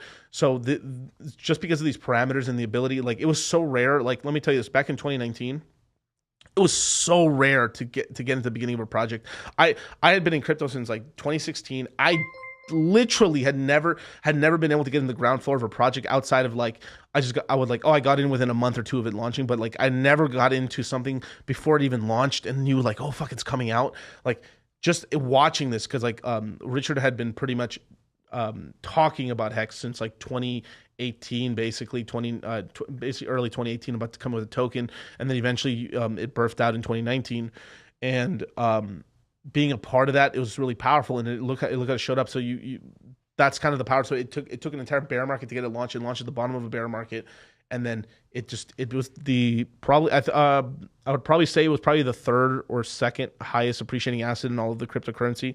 It was for a long time, until we had, right at the tail end, we had SHIB kind of launch and just do these crazy X's and stuff, but it came down. But you kind of had this huge amount of percentage gains, 10,000 X's, and people forget that that's kind of possible to earn that much like returns on capital and stuff like that. Bitcoin did it, Ethereum did it, and Hex is currently doing it and still doing it. Yeah, VC investments are also so rare. Yeah, you sometimes have to get into very special groups. Shout out to Citadel, baby. Probably one of the only other groups in all of cryptocurrency where you can actually get into some of these early projects and stuff and have a chance to be in the ground floor and stuff like that. So definitely join up the Citadel, you guys, man. It is like, I can't talk too much about what's going on, but we do fight clubs in there, and it's pretty much one of the only places where a normal person can possibly get access to get into early things. It's a wait, but I think it's worth like the Hex wait was really worth it. And I think a lot of the stuff that gets done in the Citadel is also worth the wait as well. So shout out to you, man. So what's going on? Oh my God, Sasha. Oh, that's fucking hilarious. So Sasha just super chatted me twice. He was like, I'm sorry, man. I super chatted you once for $10, but that was pathetic. So I doubled the super chat just because it was. Hey, shout out to you, man. I'll definitely get your question, man. Let's see what it was. Thank you for your constant on Rolo Tomasi. Oh, thank you so much, man. I appreciate that. Yeah, man. Like, oh yeah, I'm cool, man. Me and Rolo are good buddies, man. I like Rolo a lot. Well, you'll be surprised how much of like the red pill philosophy really can apply to crypto as well. And that I think if there is one thing that I'm really trying to push out there, besides self custody and kind of learning how to really be a DeFi, a true user of crypto, it is pushing this kind of red pill philosophy into the crypto space, because there's a lot of beta cucks in the cryptocurrency space, and I would say generally in the tech space.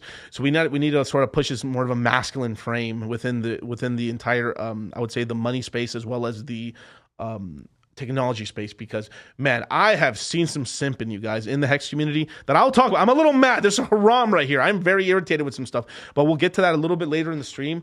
But there's a reason I've been trying to push the whole red pill idea, because I think it's a very healthy and very strong sort of thing for a lot, because basically, if we're just being for real, it's a 99% males in crypto, and a lot of men are being taken advantage of. And I think this red pill sort of thing is very healthy, and it's a good defense mechanism to keep a man on his purpose and keep him in a straight and narrow in order to achieve his goals, and then be able to have a family one day, or whatever goals they end up like, or if they want to go full heathenistic and have a bunch of bitches. Hey, it just is what it is, right? But yikes on some of that stuff. Now, those are kind of the 4 points, and this is kind of why I think Hex is really a special token. Now, because of this, right? Besides sort of Hex was sort of an anomaly. It was sort of like an RC20 token that did extremely well, but that it did really well because of what? Big community, cool leader, viral leader. Okay, boom, did really well. But if we look at the space, right? The next best performing tokens were something called L1 tokens, where basically, screw you guys, I'm making my own Ethereum. So you had a lot of things like Avalanche, Solana, even though they fucking crashed, a lot of them have crashed and burned, Phantom.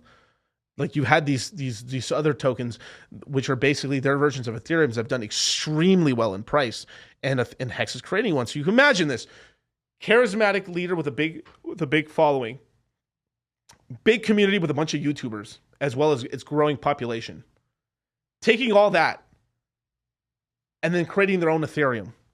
Could you imagine what could possibly happen with their own version of an Ethereum? It's interesting. I'm willing to take a bet on that. I'm willing to take a big bet on that.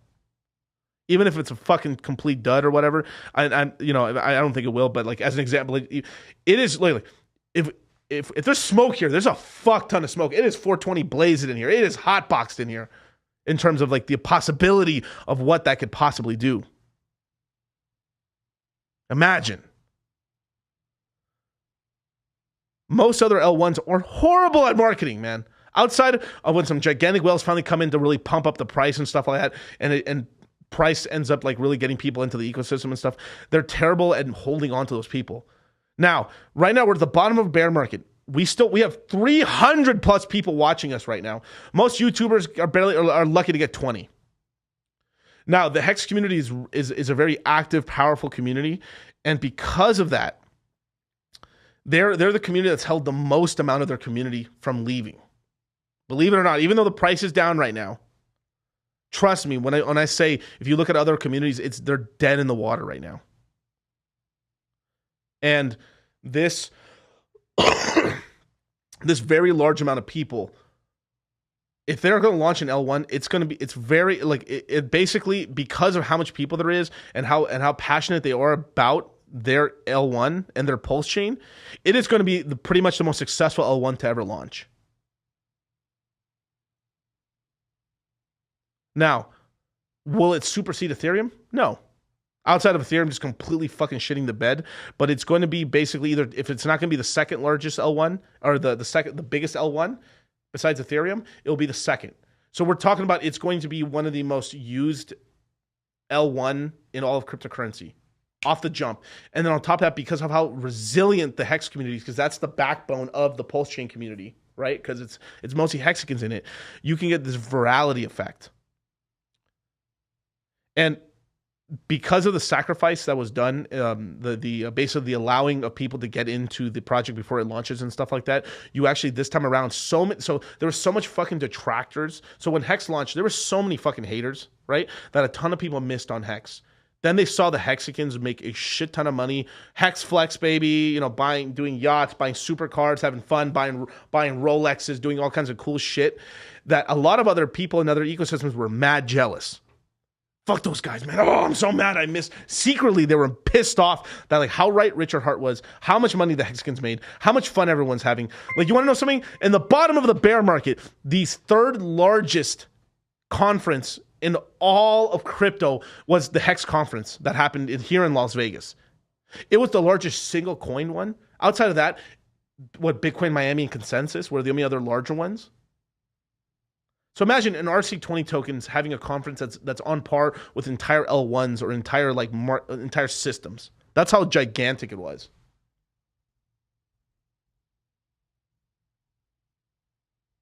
Sheesh, right? And because of that, right?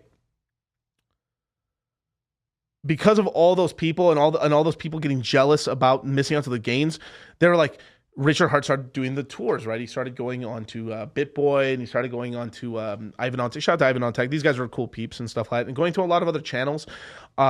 They saw the gains. They were even if they don't like him, they were like, fucker was right. And he was calling the tops on crypto and BTC, and he was doing this. And he said he was going to get 10,000x on the token, and he did it. Said, I don't like this guy, but he keeps fucking winning. What am I going to do? And then the jealousy builds up, and the jealousy is like, man, these fuckers are getting rich, and like, fuck, I was wrong, but like, oh, I'm late now. Oh. Then Pulse Chain is like, hey, I'm making an L1. Well, I know the L1s usually make a lot of money. Let me jump into it. So this time around, a lot of money, a lot of people got into this one, even more than Hex. Even in terms of how big Hex was comparative, like PulseX and Pulse Chain were so much larger. In terms of how many people got in. This is why like it was probably the single biggest one. It was probably one of the biggest like L1 normal DeFi people trying to get into L1s. This is why when it comes out, it's going to be a fucking smash hit. It's so many people are paying attention. Now, the reason people are mad right now is because obviously they thought it was going to come out a little bit earlier. But you got to understand, like most L1s, it's a very quiet sort of thing. And then usually from there, the powers that be and big whales, they pump it up. And then from there, then people find out about it. That's why people miss the bottom of it. Because in most L1s when they launch, it's very inorganic for the most part. You don't find out about it. With this one, it's a gigantic one, a big track record, a big community. And when it launches, boom. It's gonna fucking hit fire. Does that mean that it's not gonna fucking have a giant crash at some point? Fucking 100%, bro. We're gonna launch. We're gonna go like this up and to the right, and then at some point it tops for a second, and then we just giga crash 90%, 80% down. Promise you. But because of that, right? The beautiful thing of Hex is that Hex usually goes up really high, and then it crashes real low. You're able to buy back in, and then we keep making higher lows, right? This is kind of the beautiful thing. Because of this L1 and sort of thing, and like in the building of the whole ecosystem, I think it's gonna be a hitter, man. You must respect the pump. That's right. Respect the pump. Now, because it's an L1, it's a lot easier for people to understand. Oh, they're trying to make their own version. It's really fucked up. So there's a lot of like, there's a lot of people just started doing copium and just not and trying to like, well, not copium, but like basically they're trying their best. They're like they didn't. A lot of people didn't understand Hex and was like, it's kind of a weird concept and stuff, but it worked out really well. And they're like, damn, this community worked out. But an Ethereum clone or like their version of Ethereum, I get that. That's like Avalanche. That's like Solana, right? And because of that, people are willing to take that shot on it. And it's going to, why that's so powerful is it's going to bring in so many new people, more people into the ecosystem. And on top of that, what happens if these people join the ecosystem, they end up catching I would say they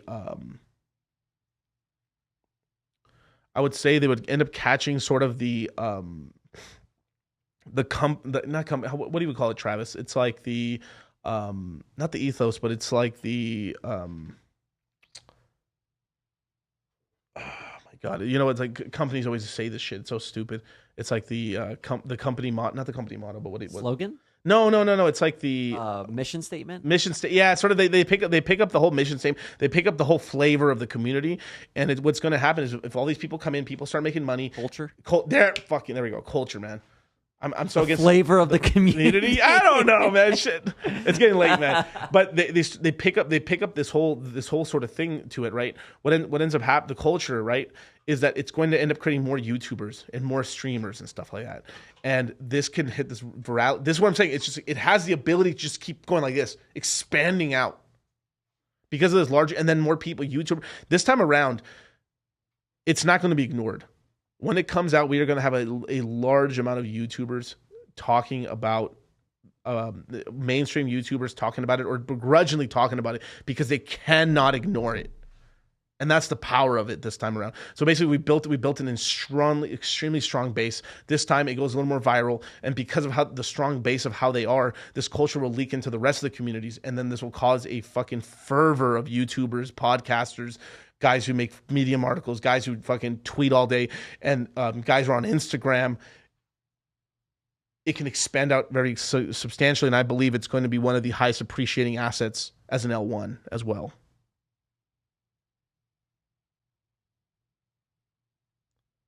I'm talking about Hex. I'm talking about the whole ecosystem. Now, this is a classic example that I use all the time. The Thanos Gauntlet, the Infinity Stones, right? So in terms of what Richard Hart is creating, right? He's creating what? Hex, Pulsechain, PulseX, P-Hex, the incentive token, and a MetaMask token. So basically, we're going from a 1 token system, Hex, to a 6 token system, right? And this is kind of like a very interesting sort of thing that's happened. So we're going from sort of maximalism sort of community where it's kind of focused on 1 token to now it's focused across 6 tokens. And so it's gone from it's gone from a religion of like one god over to like a pantheon of gods, effectively. And because of this, right? This allows a lot more different type of I would say different types of investors. You have more traditional investors, you have more L1 guys, you have like more yield farmer dudes, you have these other supplements and stuff like that. And then on top of that, right, you have these other tokens, what I call them Holy Trinity. So they're tokens. So these are tokens directly created by Richard Hart and that Richard approves and stuff, and everyone, and they're generally pretty safe. Then you have tokens that are like supplementary tokens in the ecosystem, which I call like Holy Trinities or tokens that are kind of like positively trying to help Hex, which are things like I would call it the Maximus Poly tokens, Hedron. I don't know.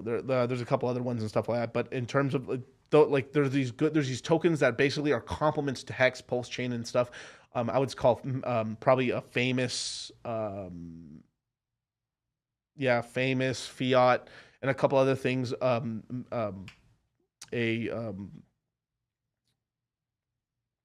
NFT platforms and stuff like that and everything like that.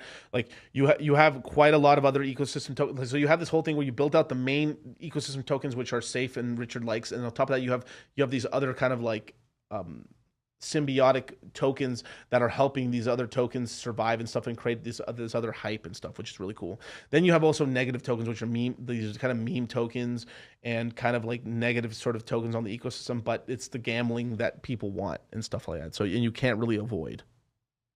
So you're going to get a lot of good with a lot of bad, but that's an L1 for you. And on top of that, because it's an L1, you are going to get people coming in trying to make their claim in the whole ecosystem. But it's a very interesting sort of thing because Richard Hart is still there. The money will always concentrate kind of on those tokens, but it does not mean that you can't have success if your product's very good.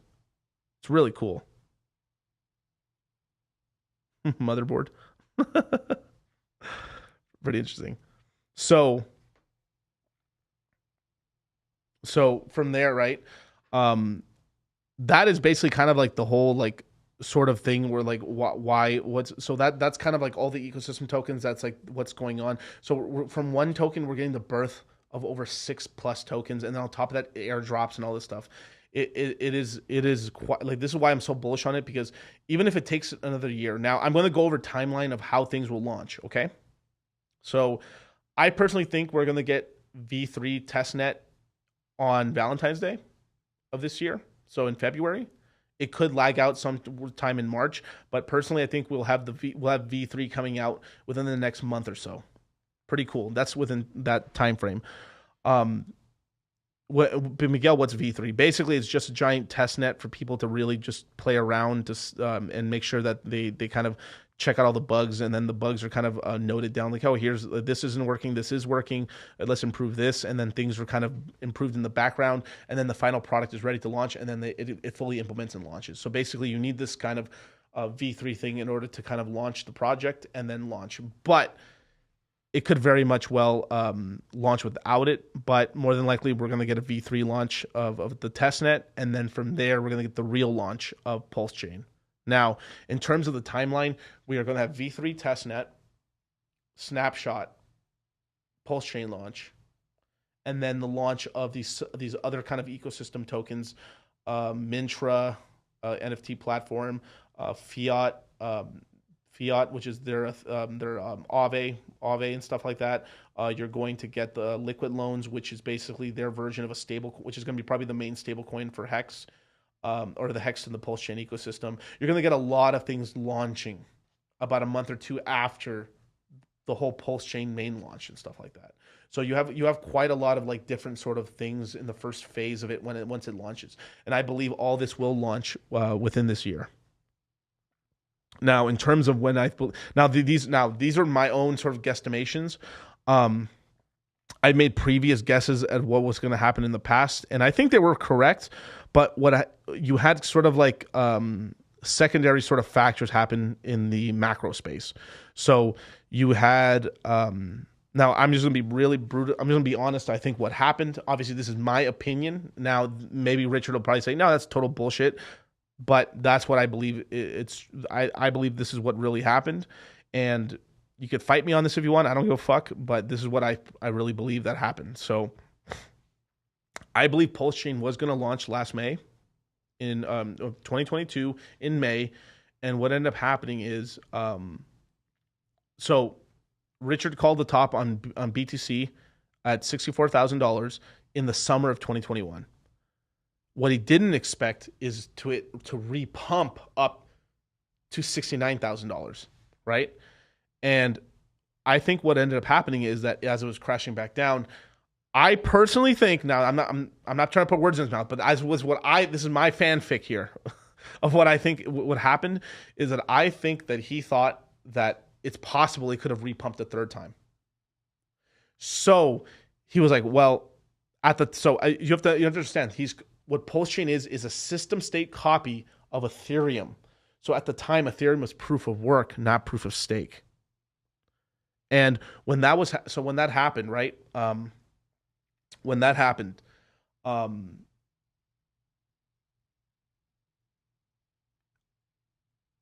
think Pulsechain, the test nets were all done. It was ready to go. It was done.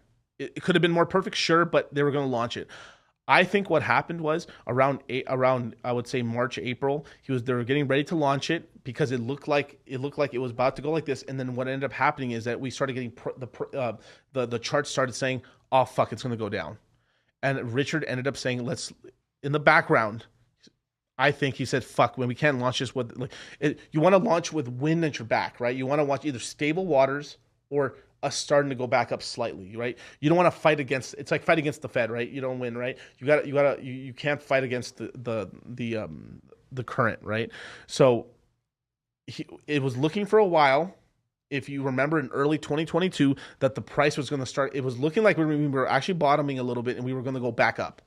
So it was very possible maybe we instead of the bottom, we went 64, 64, 69. It's very possible we may have gone to 78 or $81,000 Bitcoin. And then that was the third top. And then that was the top. So it's very likely that if it did do that, we would have launched in the middle of the summer. And I think that was the original plan.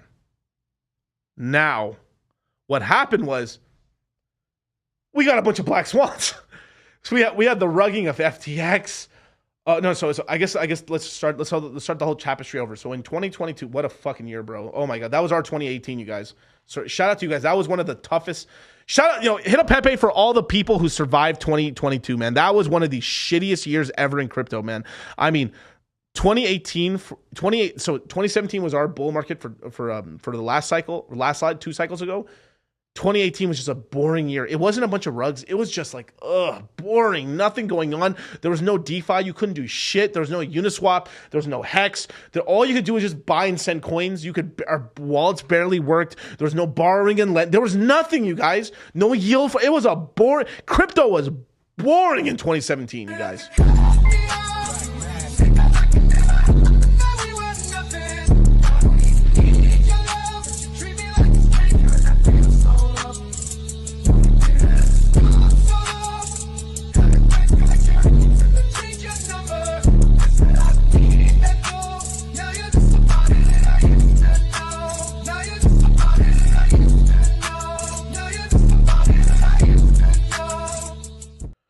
Bro, you guys, before 2020, crypto was fucking damn near useless. All you could do is buy and it's still revolutionary, but all you could do was just send stuff like this.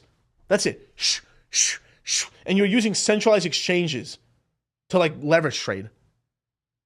Now, even in this fucking horrible bear market, it is still the most interesting time ever. I can borrow and lend my assets on Aave. I can fucking Uniswap trade decentralized 24/7, 365. It doesn't matter what the fuck is going on in this planet. Ethereum works. I can fucking go on synthetics and lend my synthetics out, yield farm on synthetics. I can take my coins that are on Ethereum, move into Avalanche, then move it to Solana, then move it to fucking Phantom, and then go into Pulsechain and some. Like, the amount of stuff that we can do now is unfucking believable. The yield farming, and then on top of that, the birth of GameFi. You can actually play games on chain. The amount of investment, dudes, the amount of stuff going on right now is incredible. 2018 was a boring time. It was just like price down. Price down. Fuck. More Ethereum projects. So they had all their money in Ethereum because Ethereum price is going down. Now they have less money and they got to fire more people.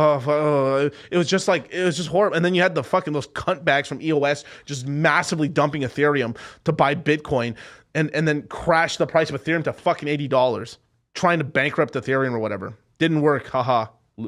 But because of that, right?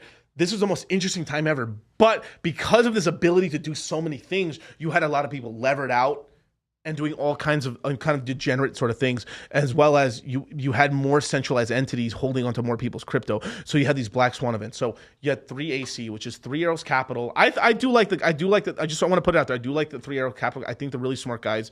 I think what ended up happening is that they got too levered out and they lost, right? And I'll hold out for.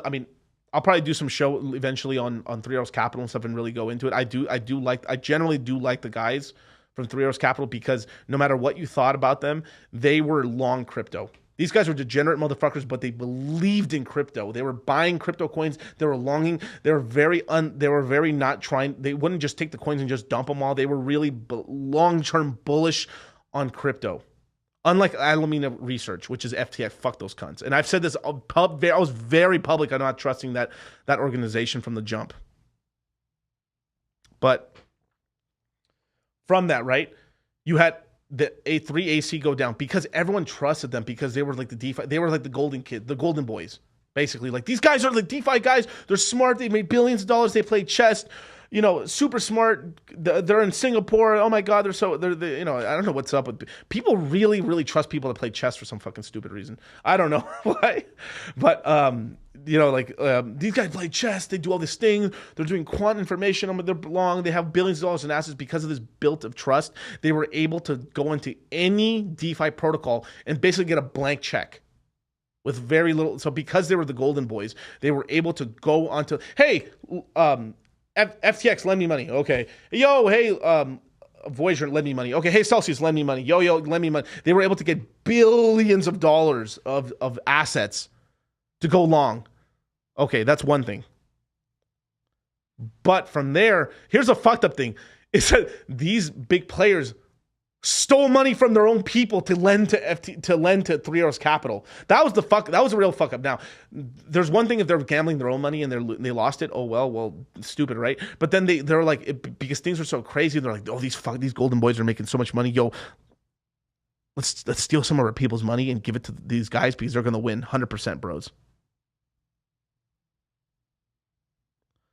Let's see, chess players that use the game, but politics as well. Yeah, somewhat, but they still end up taking L's. So I mean, let's just not. I mean, the thing about chess, even though it is player versus player, you also forget that there's multi. So it's not just. It's like, I mean, shit. I mean, you got to remember that it's a battlefield. It's not just you versus one person. It is you between. It could be multiple players. It could be an entire dungeon. Like, think of it's like a World of Warcraft raid. Realistically, you're on a sort of a team here. Maybe you have a team of 5 people, but you're up against 40 fucking motherfuckers. And as soon as they notice you can get ganked from the back by a lot of people. The hyenas come after you, right? But I mean, yeah. But chess is cool. I'm not shitting on chess, but like I think it's important. But like, I think that's maybe the main weakness is maybe it makes you too just one focused on the player one versus one player when you actually could get jacked from the back from multiple angles. So maybe focusing on some 4D like multi player PvP sort of shit might be better, but who knows? But because that was the one fuck up. Now we're 3AC was lying, profusely lying about like, oh, I have this many assets, you have this and this. So there was some fuck shit there. But what the fuck were the lenders doing, lending money from their fucking users? That's the real fuck up here. Okay, a hedge fund trying to go super long that can blow up. That's not crazy. That's kind of normal if you think about it. A fucking Voyager lending out assets to an entity that they don't. So it's like I have $200 million in my asset in terms of my company's assets, but I'm gonna borrow $500 million from my customer funds. They won't notice because like the bull market's still continuing. It's still early. That's the fuck up there, right? And so because of this, they blew up. Fuck, all their coins went to zero. The market started crashing back down. Because of them imploding, it started this kind of bank run and people getting really scared, and then people started pulling money out of Luna. And then the Luna peg broke, and then because so many people had so much money in that ecosystem, then what happened is a bunch of normal retail guys and big institutional guys lost a bunch of money. They started pulling money from all other places, and this caused an entire DeFi crypto bank run. And then this money disappeared. Then this money disappeared. And then so they were trying to make their money back on the other stuff by pulling all these assets out of these centralized entities. Then they started like not having the money to give everyone their money back because it wasn't there because they lent it out and it got destroyed. And then boom, and it caused this negative feedback loop. And so it basically, we had from probably, I'd say April to like, oh my God, until like damn near August. It was nothing but like like I remember it was like a 3 or 4 weeks. It was like the worst news ever. It was like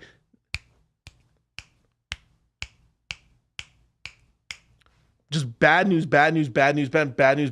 Oh fuck! Oh my, like 3 arrows down. Oh shit! Luna collapsed. What the fuck? Oh my god! Voyager's down. Oh what the fuck? Celsius going bankrupt. What? Gemini? What?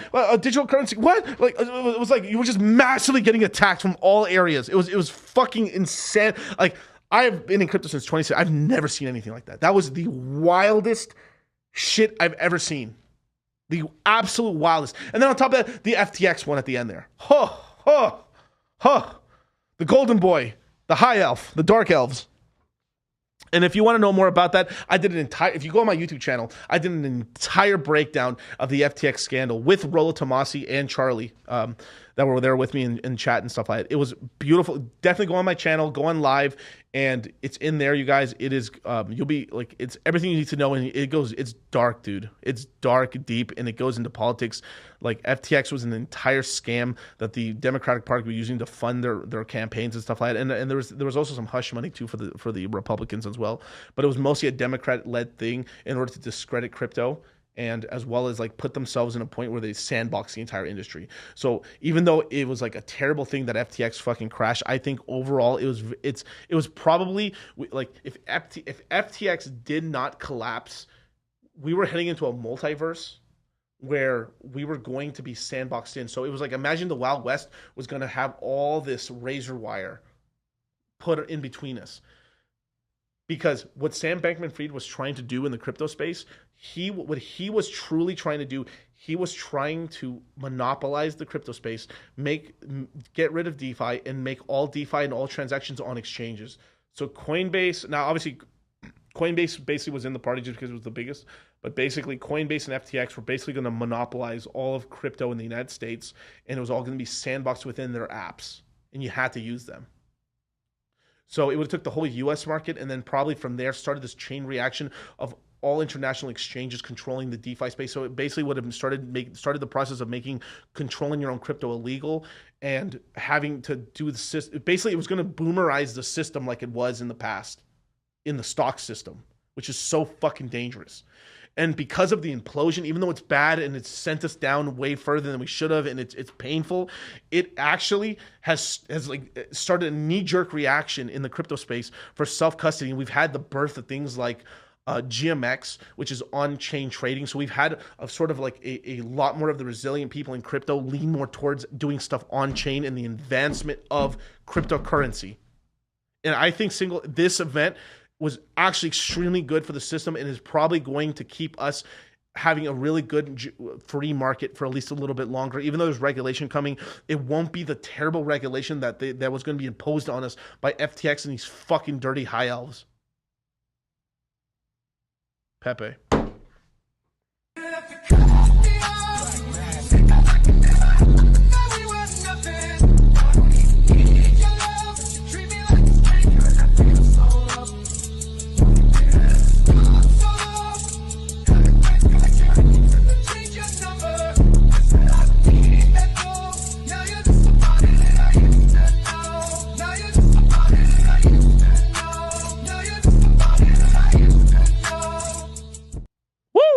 And I'm seeing some people in the chat right now saying some stuff now. I'm just not seeing the money in the gains here, bro. But like at the same time, like the same people shitting on the chat were the same people that were like, FTX, bro. Oh my God, Luna. Oh, like, bro. Like this is the sort of shit, man. Like a lot of people in the crypto space are like TradFi crypto guys. They're not real DeFi users. Like it's these fucking like beta boy fucking stock motherfuckers coming in like, oh my God. You know, this is why also too the FTX thing hurt crypto so bad. Because a bunch of fucking dodo. Now, you have to understand the culture. You see the little Pepe thing I do? You didn't have to cut me off. Da, da, da. You see all the little Pepe things I do and all this whole thing. We're talking about the culture, dry powder, liquid tokens. We have all this vernacular, right? The reason we teach us in the crypto mindset courses in the Citadel and stuff like that is because you have to understand the real culture, the meme culture, and the how it actually functions in the crypto space. You cannot take the culture of equities and go into crypto. It doesn't work because the systems are, even though they're about money, they're fundamentally different, right? In stocks, right, you have tribalist leaders and you have corporations and you have like these sort of at the end of the day, it's about companies, right? Over here, it's more of like tribalism. It's basically like I would say it's currencies mixed in with religion and money is what crypto is, and then you are starting to get now sort of business taking those three aspects and then adding the company side to it, which is happening right now. And this is why you're getting sort of things like Illuvium, which have a business model, but also have a cryptocurrency. And so you're instead of having just a 2 or 3 prong system, you're having like a four-legged sort of system that's coming out and stuff. And I plan to really teach this stuff in the next crypto mindset course. That's actually one of the things I'm building an entire webinar on this, of teaching of like the difference between equities and stocks and stuff, because I think this is really misunderstood. And so these TradFi guys, look, the average person let me tell you this. This is why it's so beautiful about Hex, right? Everyone's trying to make money. Just that honesty is a breath of fresh air. Now let me tell you this right now. Most people, people are trying to get famous for two reasons, and two reasons only for the most part. There is some weirdos out there, but typically 99.99999 German 9, shout out Kanye, 9 reasons why they're trying to get famous is pussy and money. And probably both at the same time. That's the real two reasons. Pussy and money. Okay? And people want to now people want, and what fame really is just status. Once they have status, then like girls like me, and then from there they try to focus on money side, right? Now, those are the two things that people try to, when they're trying to get famous or really well known. Now, maybe in the beginning it was mostly about the money side, or like there's some people that are just trying to get famous because it comes to the money, but then there's like a side benefit, which is the coochie, right? But from that point, right, a lot of famous people that are like endorsers and stuff, like, I'm not trying to shit on Tom Brady and stuff like that, but like let's something like Tom Brady, right, as an example, because like he's like uber famous, right, and very good at his field and all that stuff, right? Well, let's just say something like Katy Perry or some of these other artists and stuff, right? People are trying to like, how can I leverage my fame for money? And so that's why a lot of people in the 2017 market leaned super into ICOs. Fuck, oh my God, the government's coming after me. Fuck, how can I make money in crypto now? Oh, I know. I come with my own NFT. Yeah, there we go. And now some of them are getting come out. Now some of them that one's a little more murkier, but people are starting to come after the NFT people because it's like there's no use case for it. Fuck. So the next grift is probably going to be in it was endorsing these kind of exchanges. Next is probably, I would imagine it's probably leaning into crypto and maybe gaming companies and some other stuff. It hasn't happened yet, but it's starting to a little bit, right? You always have to look at like, okay, how the celebrity is going to make their money, because they're selling influence. Right? Now, that is kind of like what's going on there with like that. So now you have guys from the stock world, right, which are very highly threatened by crypto. So imagine you have a stock YouTuber. How the fuck are you going to compare to the returns you make in crypto? It can't work. Bro, this year, if you bought the bottom, bro, me and Charlie, I can't think of another YouTuber out here. I really cannot, that was telling you to buy. I literally can't think of a single one that was telling you to buy. Up until maybe like, I'm gonna say Bob Lazar, sorry. Bob Lucas just recently said he's like buy $17,000 Bitcoin. Me and Charlie were telling people to buy sub 1,000. Fresh and Fit bought, the whole Red Pill bot, Rolo bot. I mean, we got people to buy sub $1,000 Ethereum and stuff like that. We're on almost a damn 2x right now. At the bottom of bear. Stocks are still down crazy from 2021.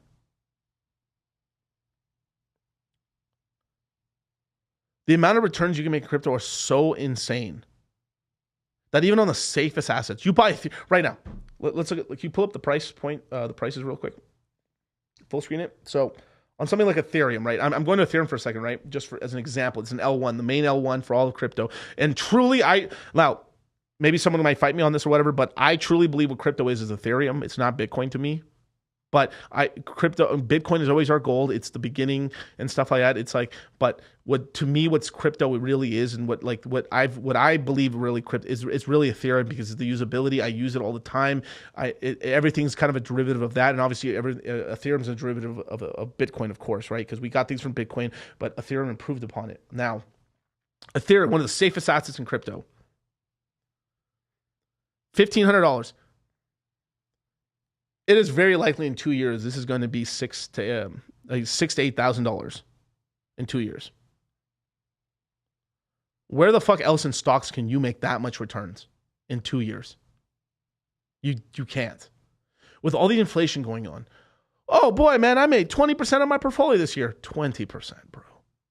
The inflation, like right now, with the CPI and stuff, we have like 20-25% inflation, bros. Right now. In a full year from now, by the end of 2023 going into 2024, you have lost 20% of your purchasing power. And you gain 20% of the stock market. So you just stayed flat. In crypto, you actually can gain you can get wealthier, you can climb the citadel. Wealth. We're not in this shit just to just to get by. We're here to fucking be out here, man. We need to get this money so we can live our lives, have a family, do stuff, the stuff that humans are supposed to do, and we can't because wealth is being stolen from us through money printing. And a fucking 6, 7, 10x is possible in the safest asset, the second safest asset in all of crypto. Can you imagine other ones?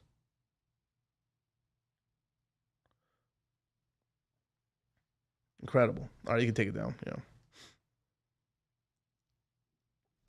Now,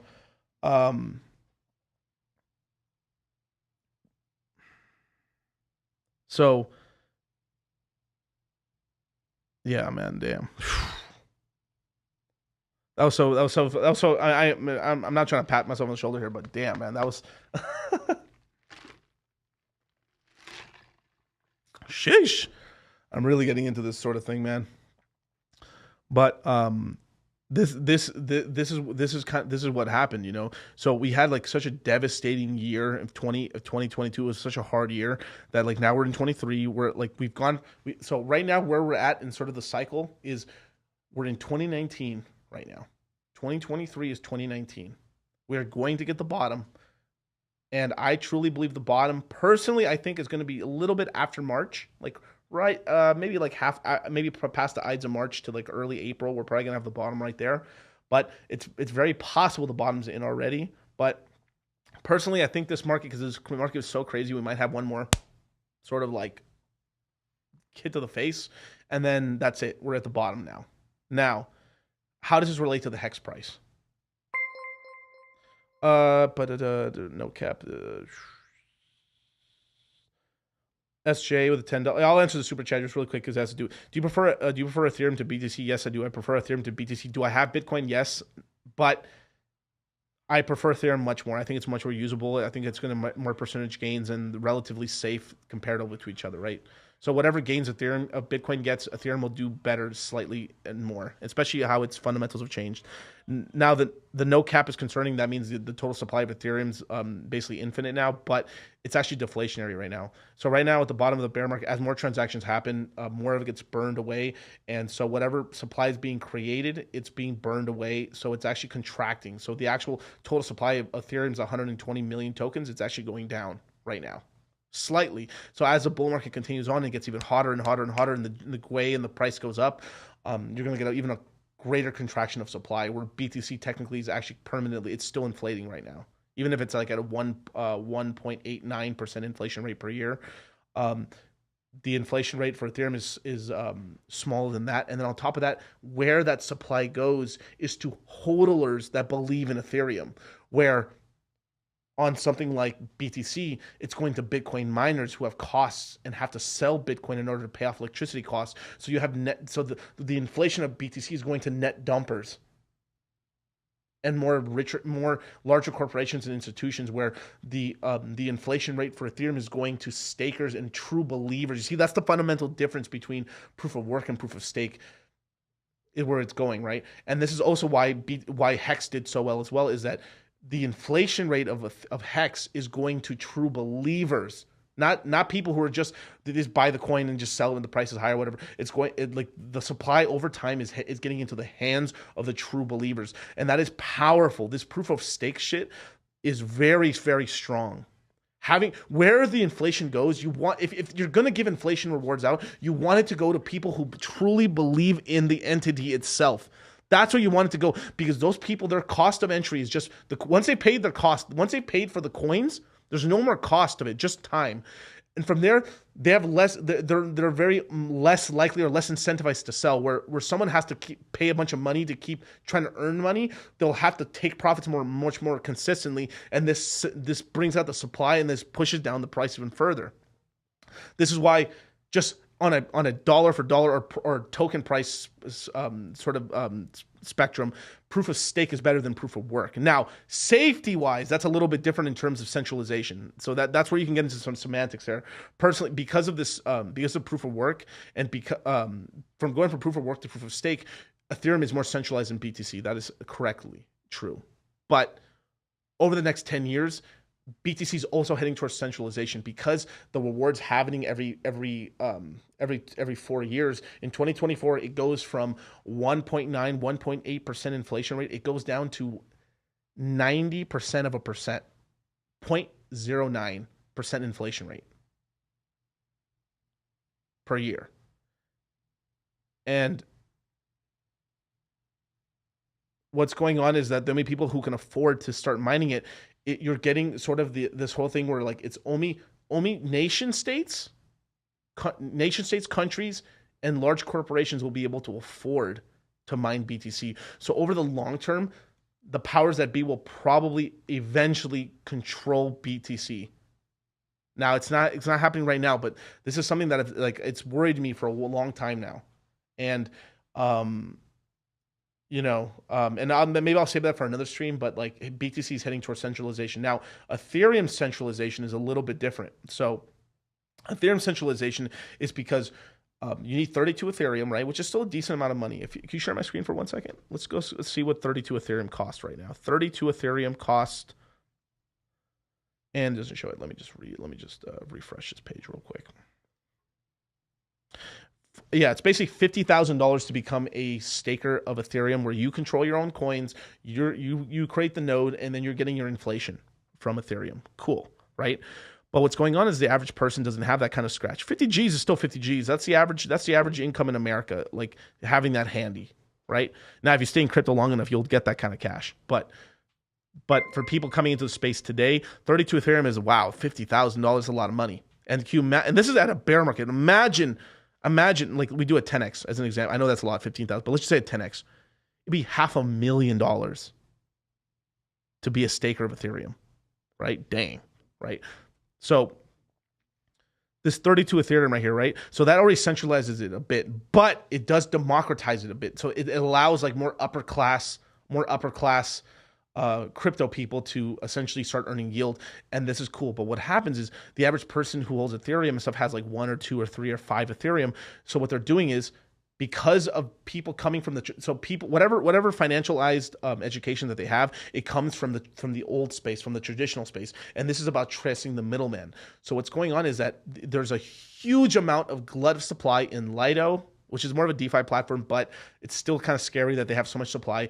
And the rest of it is in exchanges: Coinbase, Kraken, Gemini, and Binance. So you've got a concentration in these 4 exchanges and 1 DeFi protocol. You have basically 40% plus of all of Ethereum. So you have a huge amount of centralization there. And this is the main kind of gripe with the Bitcoiners, kind of shitting on Ethereum. But it's kind of like the kettle calling, I don't know, the black kettle calling the black kettle black or whatever. I don't know. It's getting late. Is basically that they're heading towards centralization as well, because the incentive that they give is not enough, and the barrier to entry just keeps going higher and higher and higher. So you're getting more larger players, and that means more centralization, which means that things could be affected somehow in the future. And I will say this right now. At some point, and within the next 15 years, we are probably going to get proposals pushed out on BTC of like, hey, I know. Hey, there's Bitcoin. These are Satoshi's wallets. Let's leave Satoshi's wallets alone. But there's these coins that haven't moved for the last 13 years. How about we just take this Bitcoin and put it right back on top and increase the yield? And we're not creating any more tokens. It's still 21 million, but let's do that and watch. At some point, like, it's going to get pushed through, because as it gets more and more centralized for BTC, this will become more popular, because the amount of Bitcoin you're earning keeps going lower and lower and lower. And if the Bitcoin price doesn't shoot up kind of dramatic, I think it will still go up pretty well, but let's just say it doesn't like shoot as high as we think. Maybe just $500,000, that's it, which is still incredible. It can put so much pressure on the whole industry that that sort of thing might pass one day.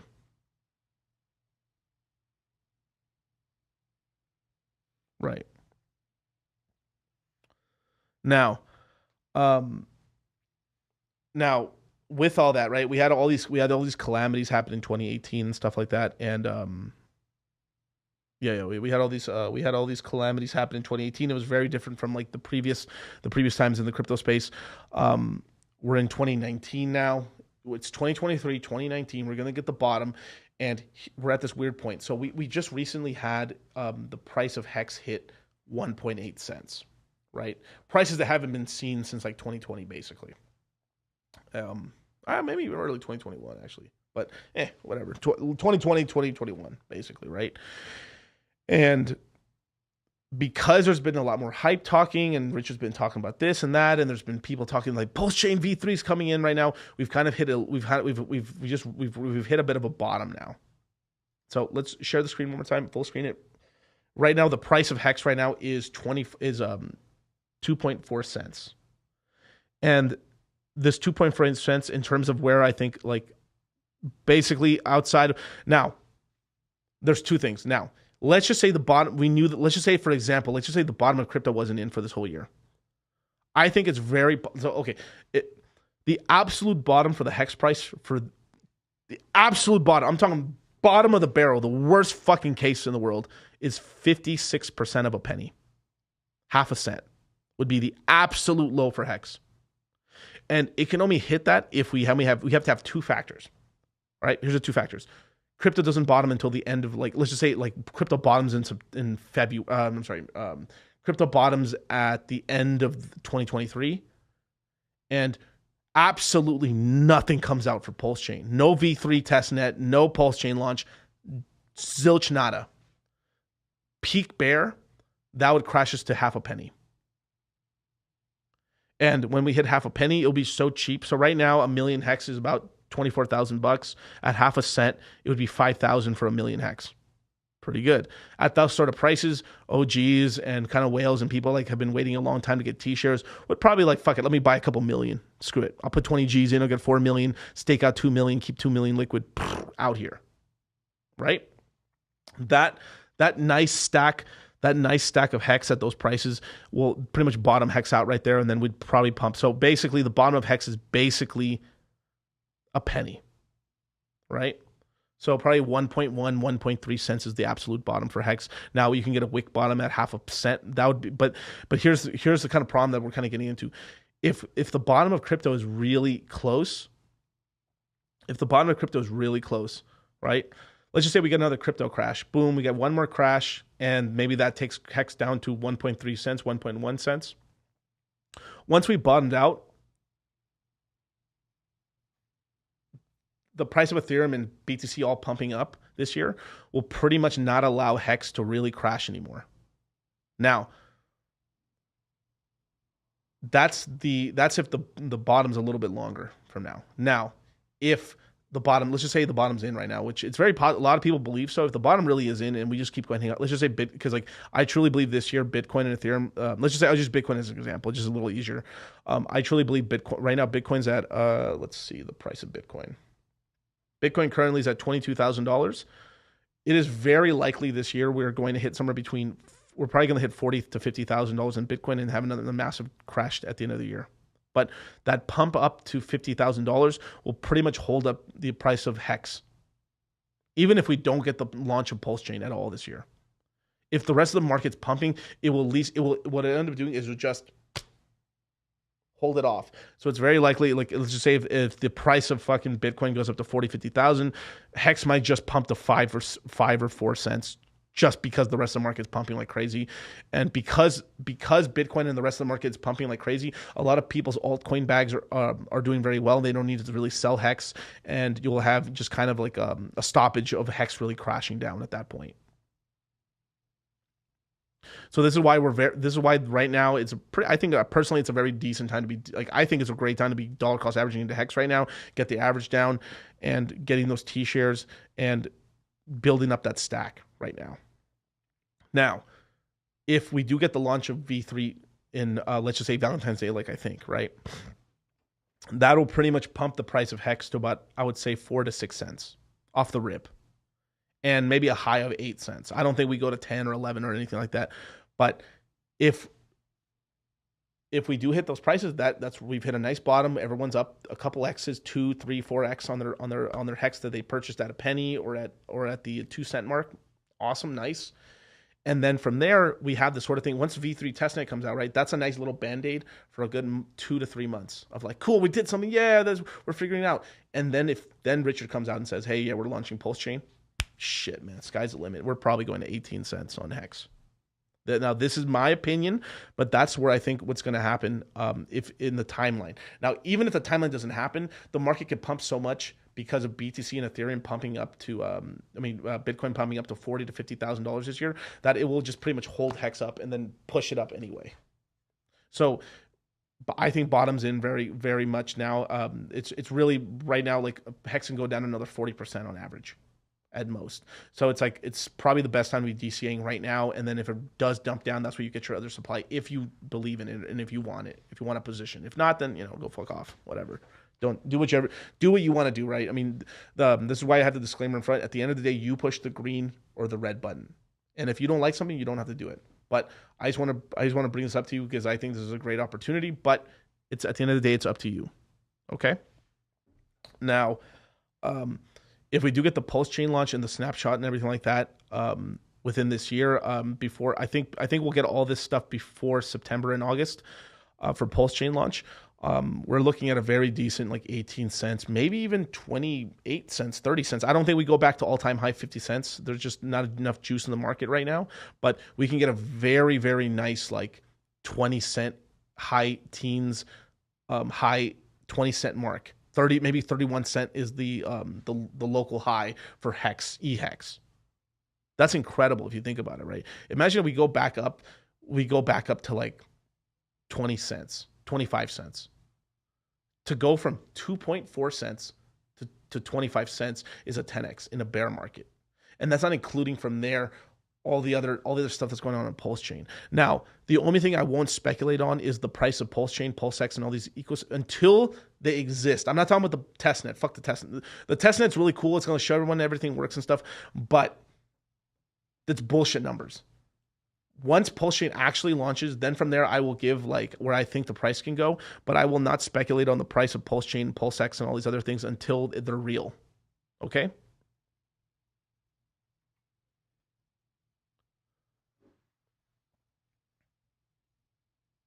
Yeah, big news on Twitter. Well, what happened?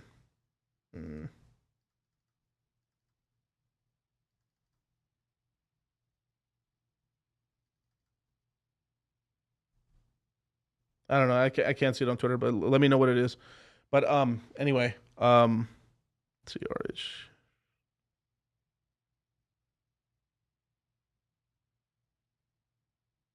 No, I don't know. Whatever. Just tell me when you what happens or happening with the news and stuff like that. But anyway, so with that sort of timeline, right? Now the V3 can come out in March and that's okay. But people will be kind of pissed off, like, oh my god! But then as long as it happens before April, we're not going to get lower than a penny.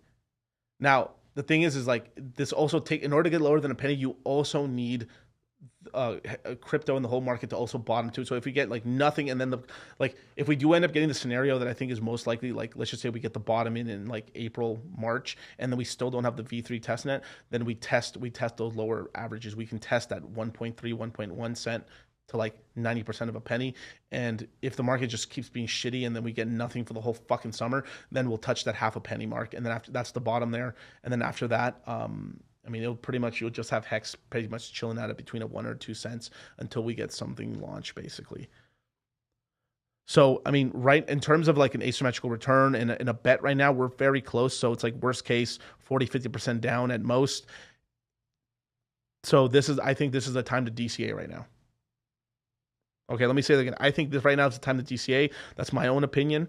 You have to make your own decisions. You have to take responsibility for your actions and stuff like that. But I'm been DCAing. My last DCA was at 1.9 cents. The low happened to be 1.8 cents. It's okay. Never feel bad. Like, oh no, I missed a bite. Like, who gives a fuck? As long as you're within a range, you're totally fine.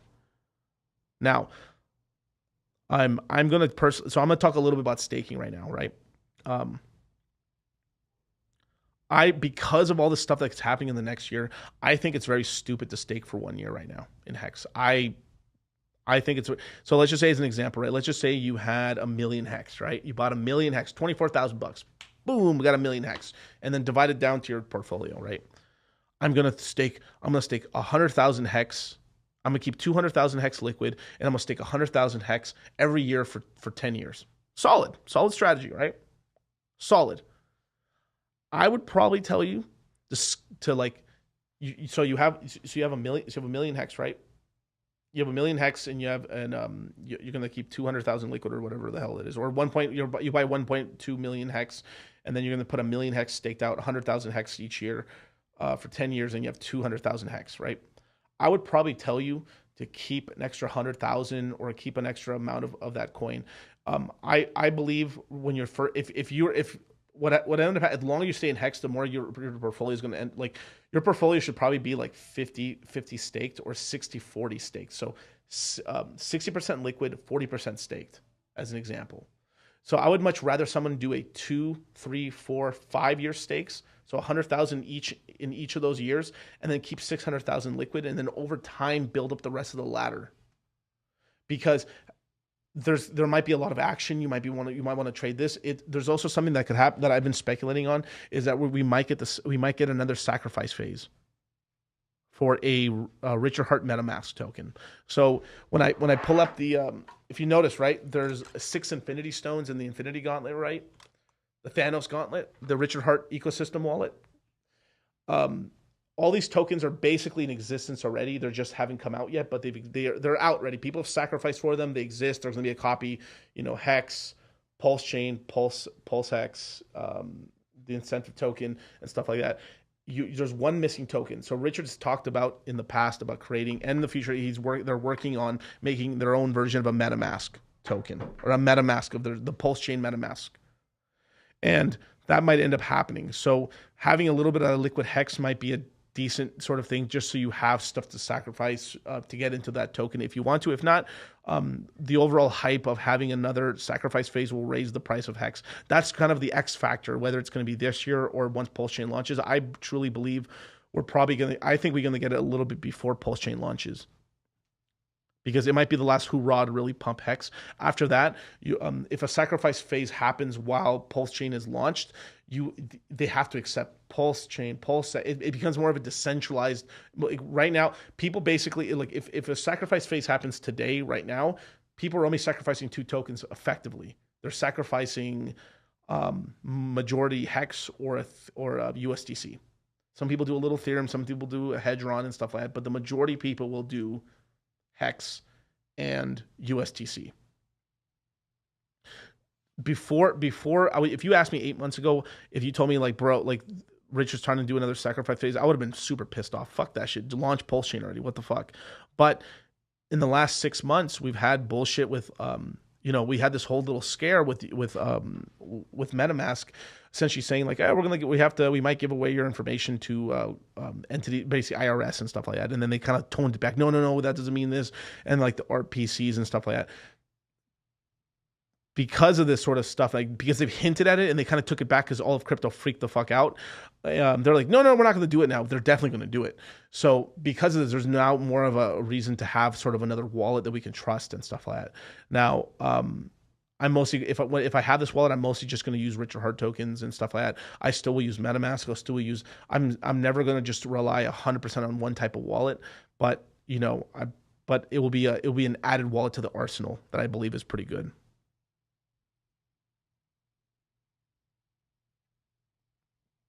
Now, the sacrifice phase will be very good for the hex price. So in the ultimate scenario that I have, I can only just judge off of the hex price. That's it.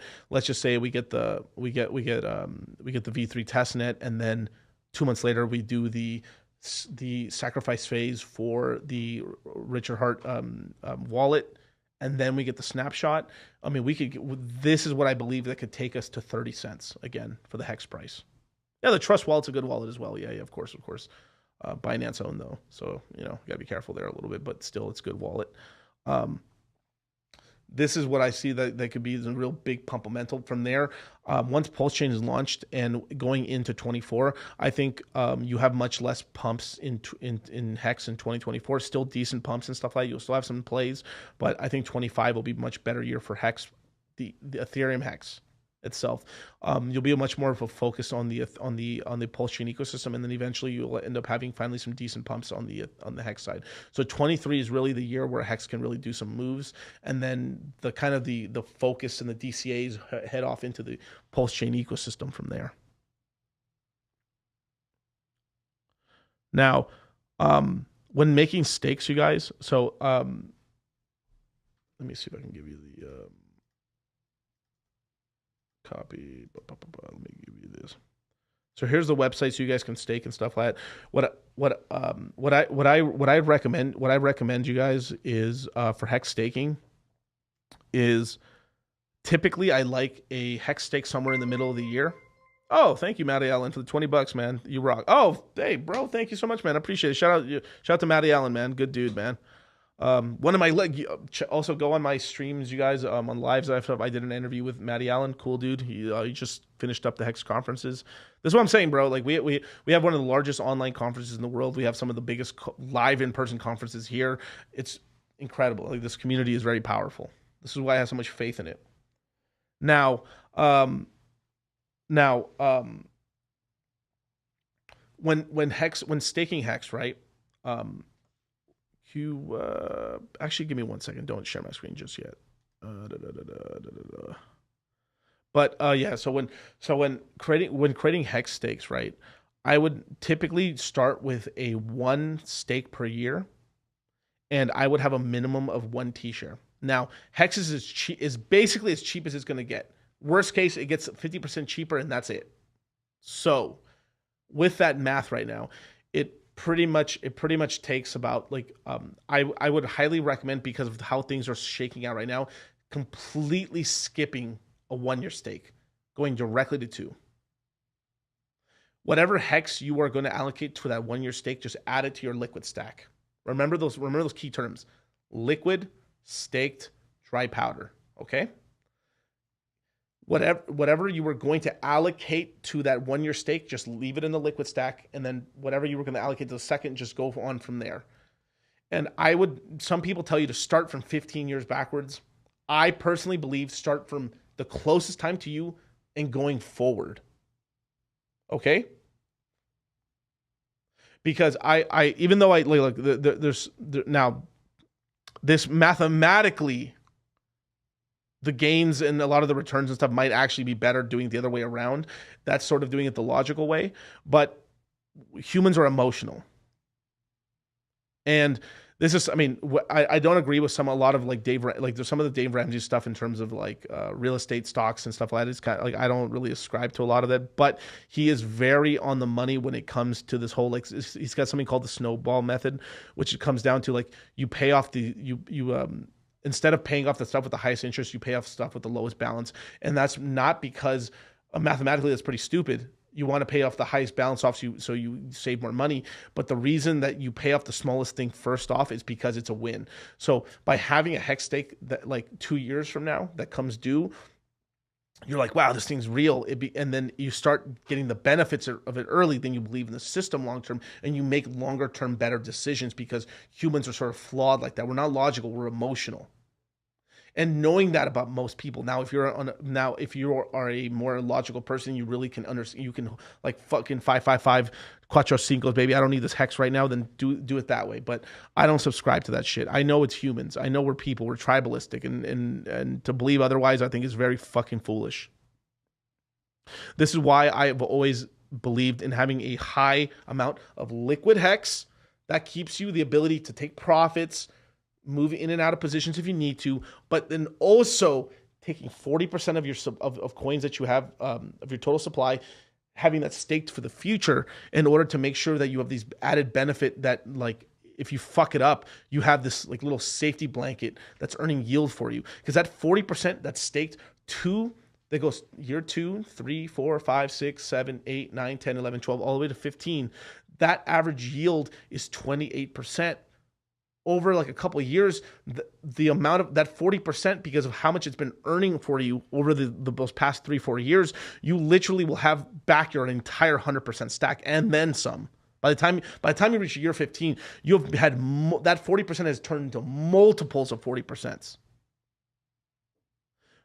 So it's best to just be like set enough for it. Like you have a nice little stack, and that's retirement stacks. You have income money come in. You have this something to look forward to, right? But then from there, always making sure you have a nice liquid stack. So when the prices gets high, you're able to take some profits. You're able to sacrifice for stuff. You're able to yield farm on Pulsechain. It's really, really that's what I really believe is the right way to do it.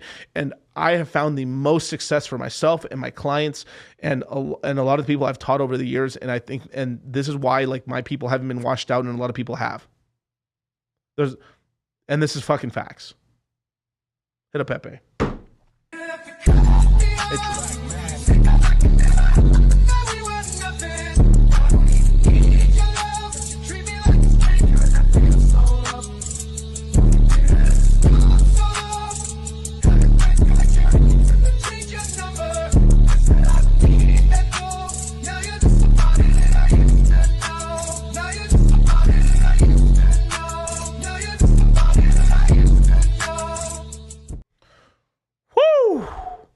Now, this is where I got to shit on some people. Now, even though I respect a lot of people in the Hex community, and then some of them are fucking crazy, like rah, like 555, Quattro Cinco, everything in, baby, like, or HSIs, 100%, all 15 years. Privately, if I've thought that was borderline retarded. Now, the people themselves saying that and a couple of their followers can do that, but I've always thought that shit is retarded. Capital R. Stupid. Because humans don't function like that for the most part. Like, you can get hyped up. Like, this is why there's so much, the divorce rate so high. You're so hyped up on a girl in the beginning and shit. Like, yeah, marry me, baby. Yeah, no, prenup, yeah. And then 2 years in, you're like, fuck. Why did I do that? Oh my God, man. Same thing. Why people when people sacrifice, right? Like they didn't sacrifice what you're willing to lose and what you're willing to invest. But some people are like, no, it's coming. They overdid it, and now because the bear market's in, they're fucking crying like bitches. Am I irritated that it's not out? Yeah, fuck yeah, of course it is. That shit should have launched. Fucking Pulsechain should have launched fucking 8 months ago, bros. Plus, but I invested what I was willing to lose. I'm kumbayaing it, and then. It's not my only bag, and I'm willing to just to write it out. But I'm not over here on the internet crying like a little bitch. And there's a lot of people in the communities that are crying like little bitches. And this is not just a Hex problem. This is an entire crypto problem. People think that it's like, oh, it's unique to Hex. No. It is an entire crypto, dude.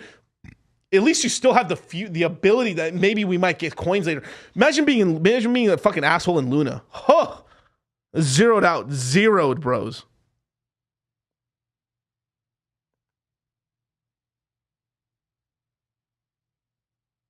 Do I have 15-year stakes? I do. I have a lot of them.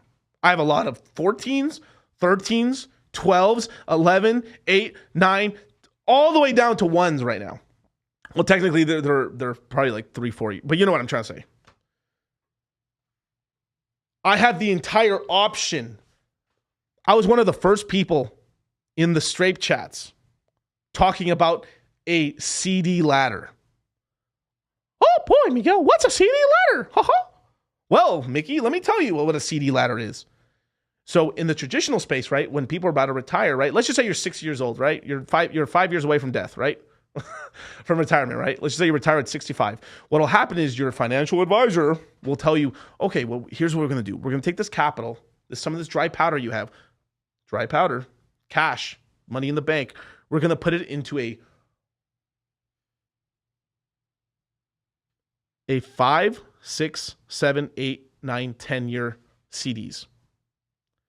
And in 5 years, you will receive, when you retire, you will get a 5-year bond will come out basically. So fuck it. I'll just do the example like this. Let's just say you retire today. The person will make you do a 1-year bond, a 1-year CD, a 2-year CD, a 3-year CD, a 4-year CD, and a 5-year CD. This is called the CD ladder. And let me tell you what happens. What happens is You retire, cool. You get the first big chunk, cool. You take the interest, you put it in your pocket, and you spend that. You take the principal, you make it into a 5-year. Then the second year comes out. Oh, look, the 2-year comes out, cool. Take the 2-year, you take the interest, put it in your pocket, put the 2-year principal back in, do a 5-year. And what happens is, after 5 years, every single CD is a 5-year CD. So soon enough, at 5 years in, year 6, it's a 5-year. Year 7 is a 5-year. Every year is a 5-year. So now your income is increasing for 5 years. Your income is increasing for 5 years. And then from there, you kind of plateau there on the yield, but you have a nice steady income that's done pretty well for yourself. And now, and then people can take it either, that's a 5-year ladder. Then people have a 10-year ladder where they just keep doing that for the next 10 years. And then they plateau it at a 10-year. Or people do it a 15-year. You can do the same thing in Hex. Now, Web3 and it's predatory to offer some noob the space that option, bro. This is the whole thing about DeFi. You have to have the option to do this. It's supposed to be a tool, but it's supposed to be a tool, okay? Now, why does Curve allow a 4-year lockup? Why does Liquid Driver offer a 2-year lockup? What, like, you got to think about like something like Jewel, like DeFi Kingdoms, right? They offer a 4-year lockup. Personally, I think that shit is borderline retarded as well. You think about, imagine you buy your tokens, you lock it. I think locking up for 1 or 2 years is fine for something like a DeFi Kingdoms or a Curve.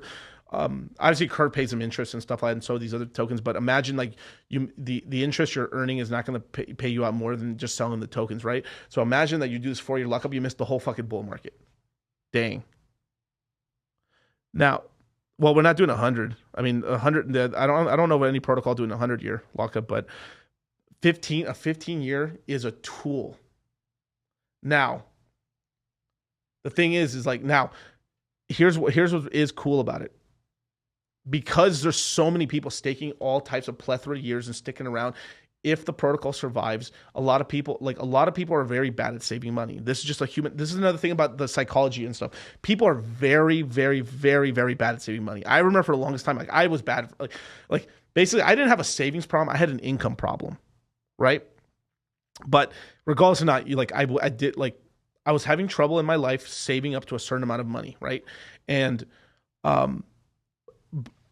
when I got into investment, I was finally able to chunk away tiny bits of money into things, leave it there for a long time. And then over time, I was like, I eventually, my portfolio grew to 15, 20, 35,000. I was like, wow, I've never had so much money in my life. I couldn't, and this is the same income. I made the same money for those 3 years because I was just like stuck in a rut. I couldn't fucking sell, but I grew my thing. How was that happening? By little chunks, putting stuff away, and then over time it growing, and then wow, it turned into something magical, into a good amount. And then from there, I was able to improve my life, right?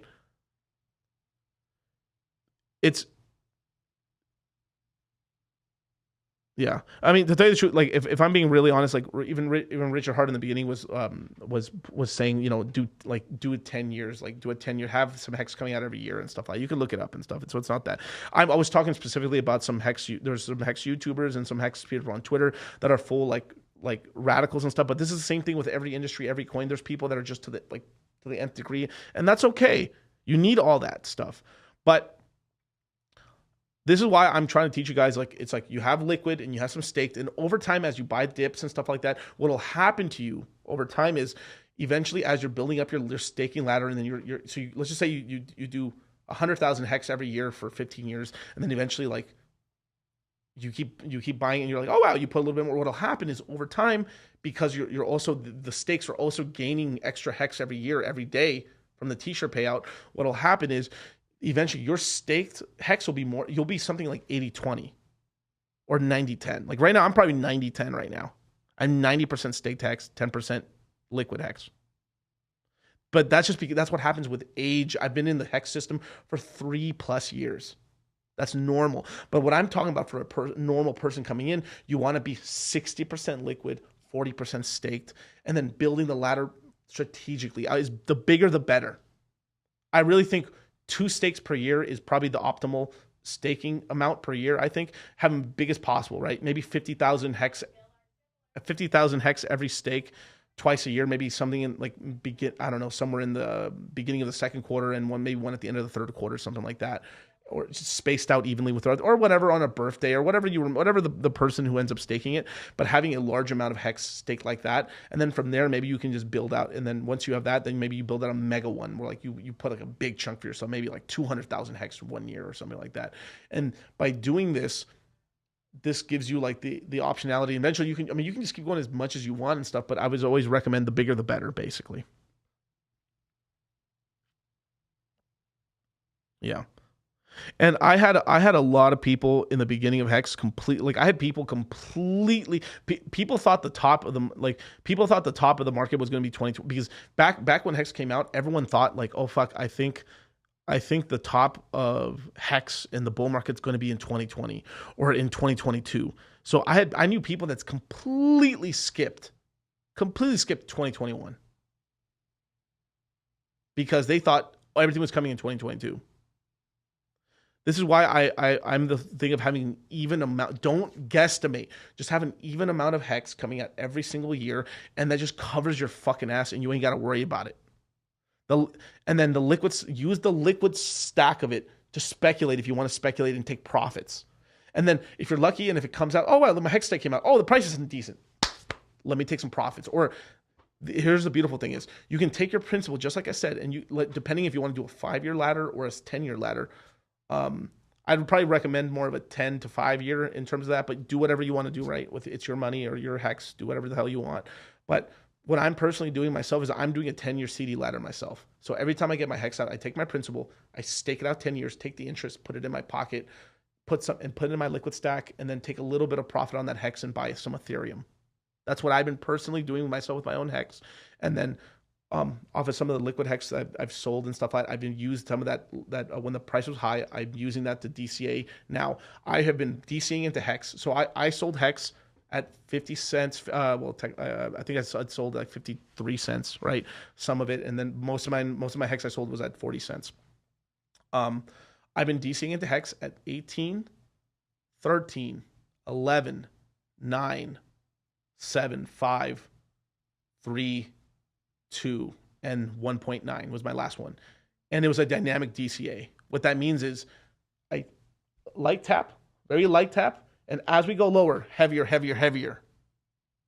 So that DCA I did at 18 cents was a 1% DCA. Very light. It was a decent amount of money, but it's like, This last DCA was a very large DCA. And I'm personally thinking about just dumping the rest and just having my stack there, and then I'm done DCAing. And, outside of, I haven't seen too many people. I've been very, very honest about my DCAs. And you can just go back in my videos. I've been talking about it for like the past year or two. And when I sold at those prices, did I think that was the old? It was very possible that we could, even though 56 cents was the like 10,000x, it was a bull market. If we had the reflect, it was very possible we could have gone to $2, $1 some change, like totally, bros. But it's just, I saw everyone having Hex Flex and everyone being super happy. And I was like, let me just take some profit off the table. And to tell you the truth, I should have took more profit, but hey, you have to do what you have to do. So that is my explanation of Hex. I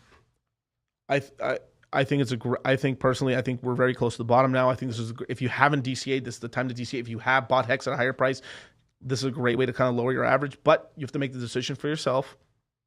You have to be a red pill man and really make sure to take advantage of that stuff. So, yeah, man. So I'm gonna answer some super chats. I'm gonna go back in my, let me open a new tab. Oh, guess not, huh? Weird. Let's see, YouTube Studio. Give me 1 second, you guys.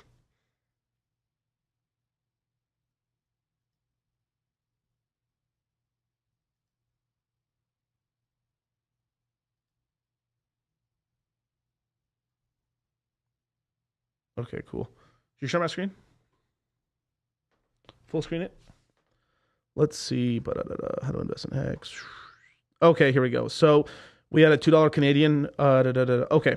Is it a good approach buying 0.1 BTC on these dips? Yeah, I think it is. If you really honestly, Bitcoin's not going anywhere. It's totally good. It's fine. It's our rock. I think Ethereum will make you a little bit more money, but man, I remember, bro, like I was DCAing like $20-$30 a day into Bitcoin when we hit really low. Like that's all I could afford at the time. And I was so fucking proud of myself when I hit the first Bitcoin.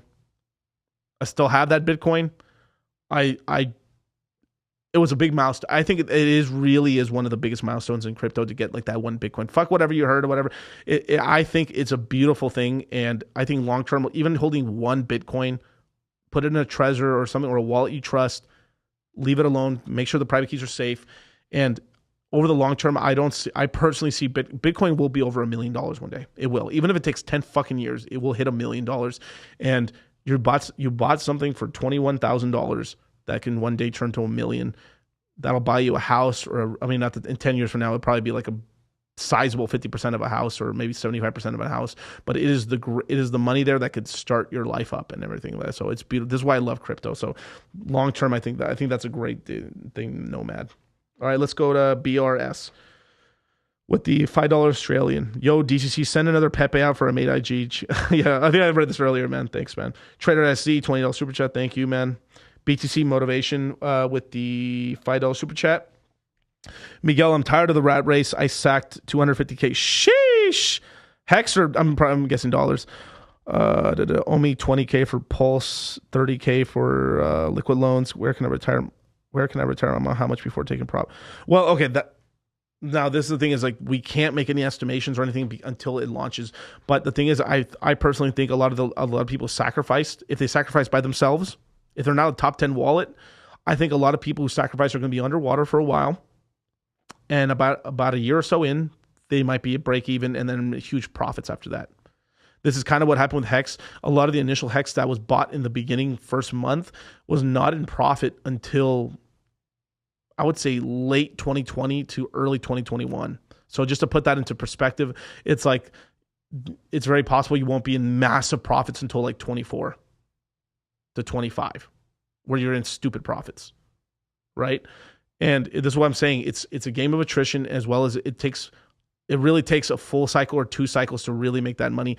But like, since you DC, that is a very decent chunk of change, man. And you might do very well with that and stuff like that. But in terms of speculation, the Pulse, like you'll be able to translate a lot of coins here and there and stuff, like for PulseX and stuff, because you have so much money there. You're probably just gonna, I think the move for your PulseX bag is really just to buy PHEX.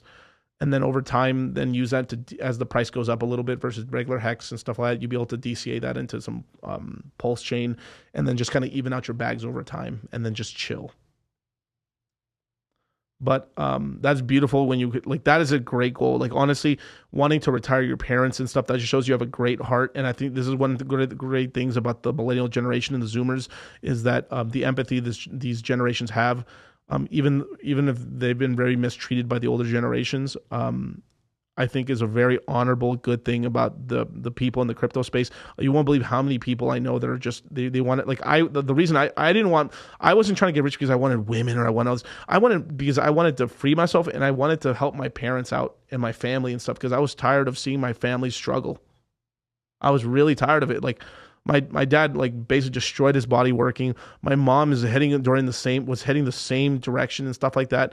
And it was hard on me because I was the oldest of my family, and I felt this huge burden of responsibility to help my people, my family, to get out of this fucking struggle. And I'm thankfully I'm now able to do that.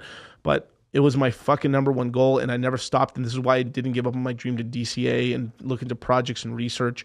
And this is also why I don't just put all my eggs in one basket. I diversify it out. You don't have to be in a billion. There's this whole thing like being diversified stupid.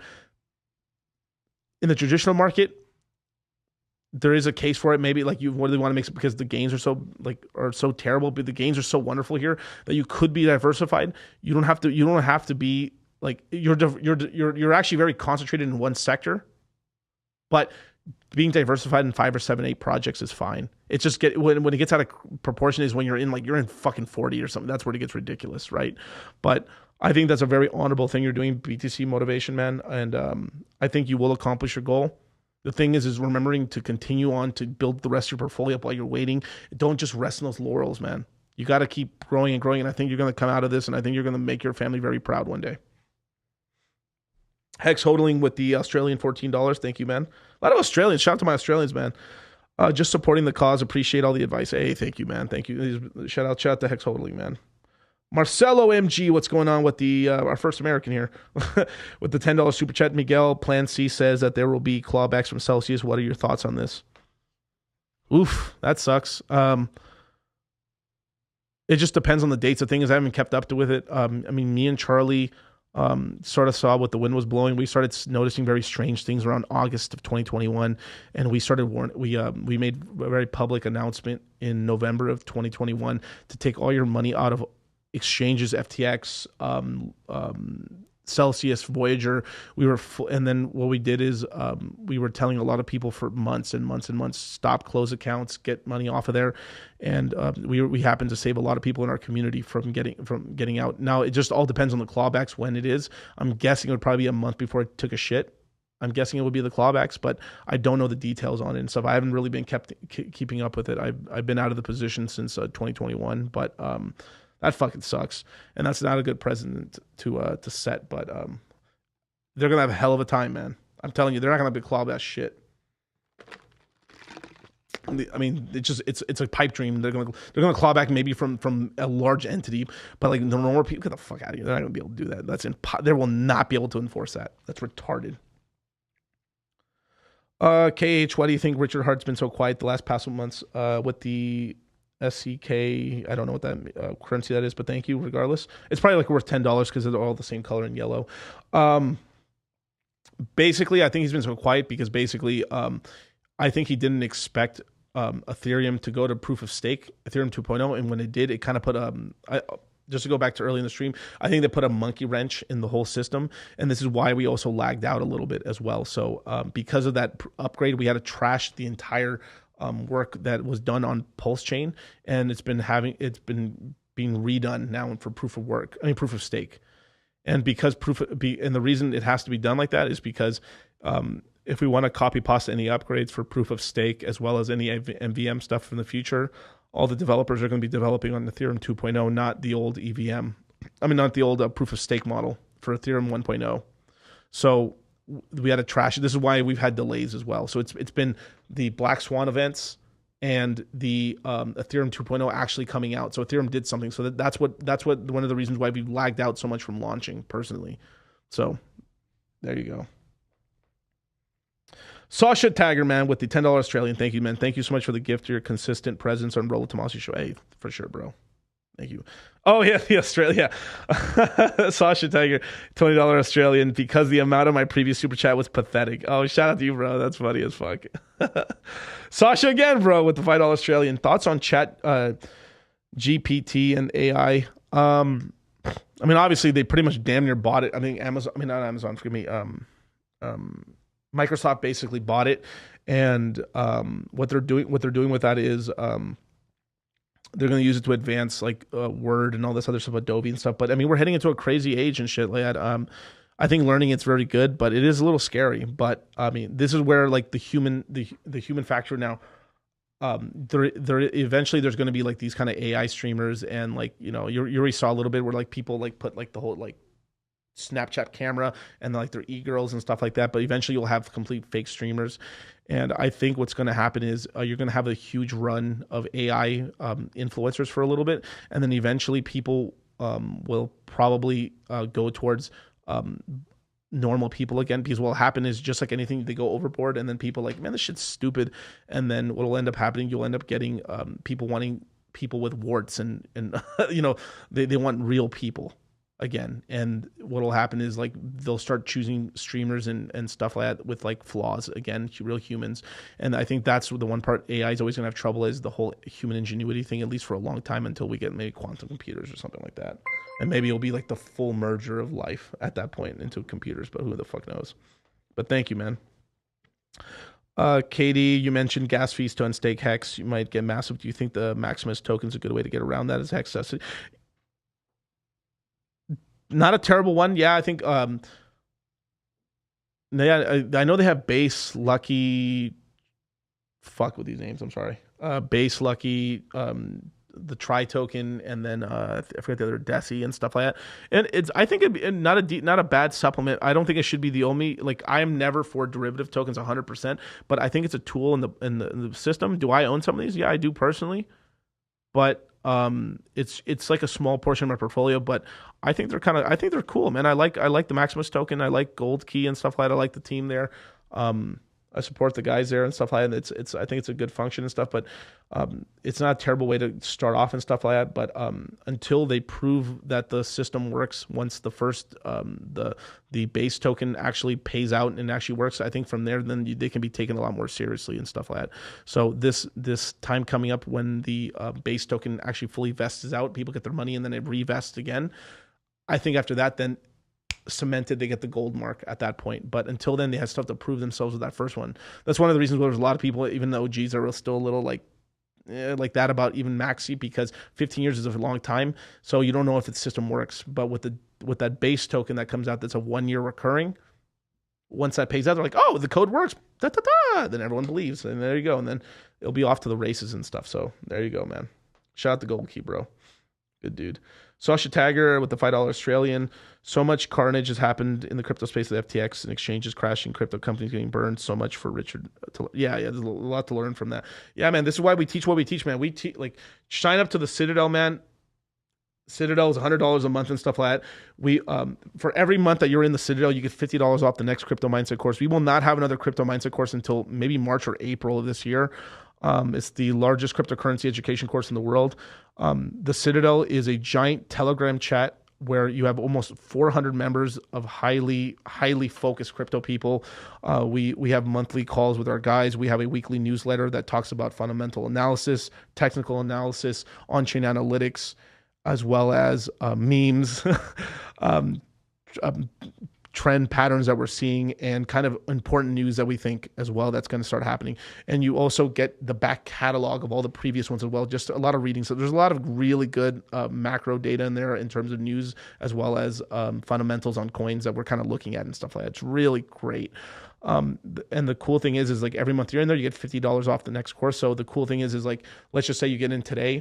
After 3 months and the crypto mindset course comes out, you basically get $150 off the next crypto mindset course. And if you pay for the crypto mindset course in crypto, another 15% off.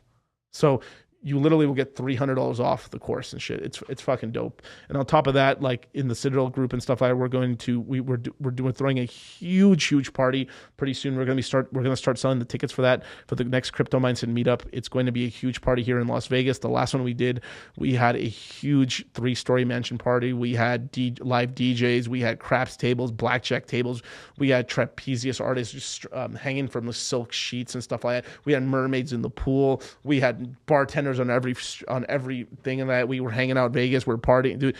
Sick event. A lot of network happened there, and it was beautiful and stuff like that. We make no money from the event. All the money that we charge for the tickets are put right back into the event. It's just a networking event for us to have fun and stuff. And we were the only group in all of crypto throwing a party in the middle of the bear market. So shout out to the Moongangers, man.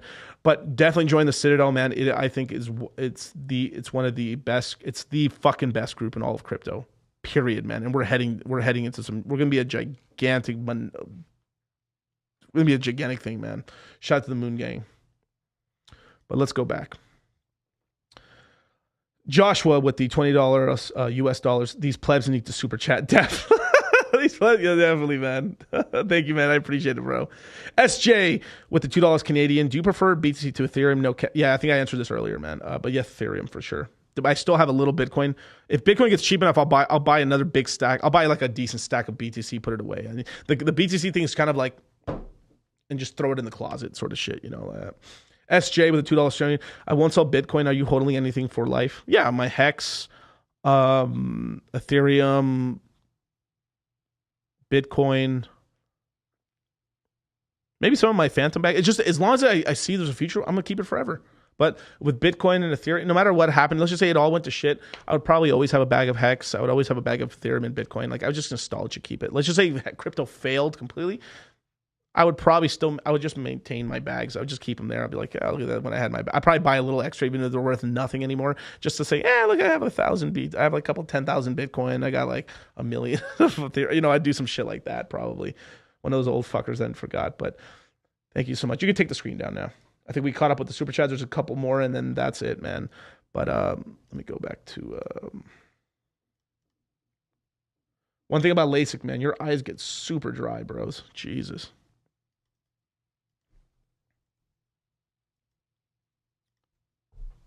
Let's see if I missed any super chats. I think I missed just one right now. From Guy of $10 a training, just wanted to say thank you for the stream.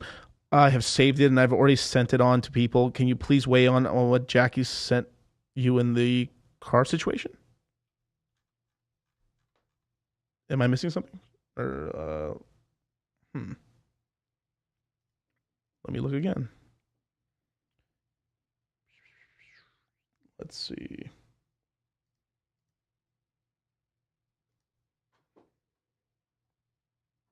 Yeah, I don't know what you're talking about, man. I'm sorry. I don't see it. If I missed it, you can just ask me again on the next stream and stuff like that. But hey, thank you so much, you guys, for joining me, man. I hope this has explained to you how to invest into Pulsechain and everything like that. I really just wanted to give a really broad explanation of the whole ecosystem and stuff like that. One last thing, right? Just to end this off of, like, if for some reason, like, oh, Miguel, I don't have any Pulsechain, I never did sack right, or I sacked too much for PulseX, and I sacked nothing for Pulsechain. It's okay. Just have some Hex. And you'll have the copy over there, and then you'll be able to play around in the ecosystem. It's okay. You know what? Like, the beautiful thing is people who come in with fresh capital will be able to get more X's in the beginning and stuff, because I think, like, once it launches, it pumps up.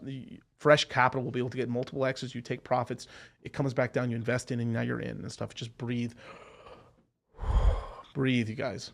Once it does come out, you'll be able to make your moves, man. But with that, man, you're still very early, man. If you get in the first 6 months, man, you're super early. In the first 6 months, there's going to be a major crash in the Pulsechain ecosystem, and right there, you buy, you're in, and then now you're invested, and then from there, like, we just see where this train goes, man. But with that, man, I'll catch you guys next time. My next stream will be Thursday at 8 o'clock, and I'm going to have some guests as well. And then tomorrow, you can catch me on Randy Hilarski's stream. I'm going to be doing a stream with Randy. Shout out to the boy. And I'm going to do a lot. I've actually got quite a lot of streams coming up this week. I'm sorry. Forgive me. This Thursday, I've got a stream with the guys with the Fiat and Famous teams and stuff like that. So I'm going to be interviewing some of the projects, one of the newest projects that are going to be launched on Pulsechain at some point. And going to interview the guys. I think it's a very interesting project, and it's very on chain. So, but with that, man, I'll catch you guys later, man. Peace.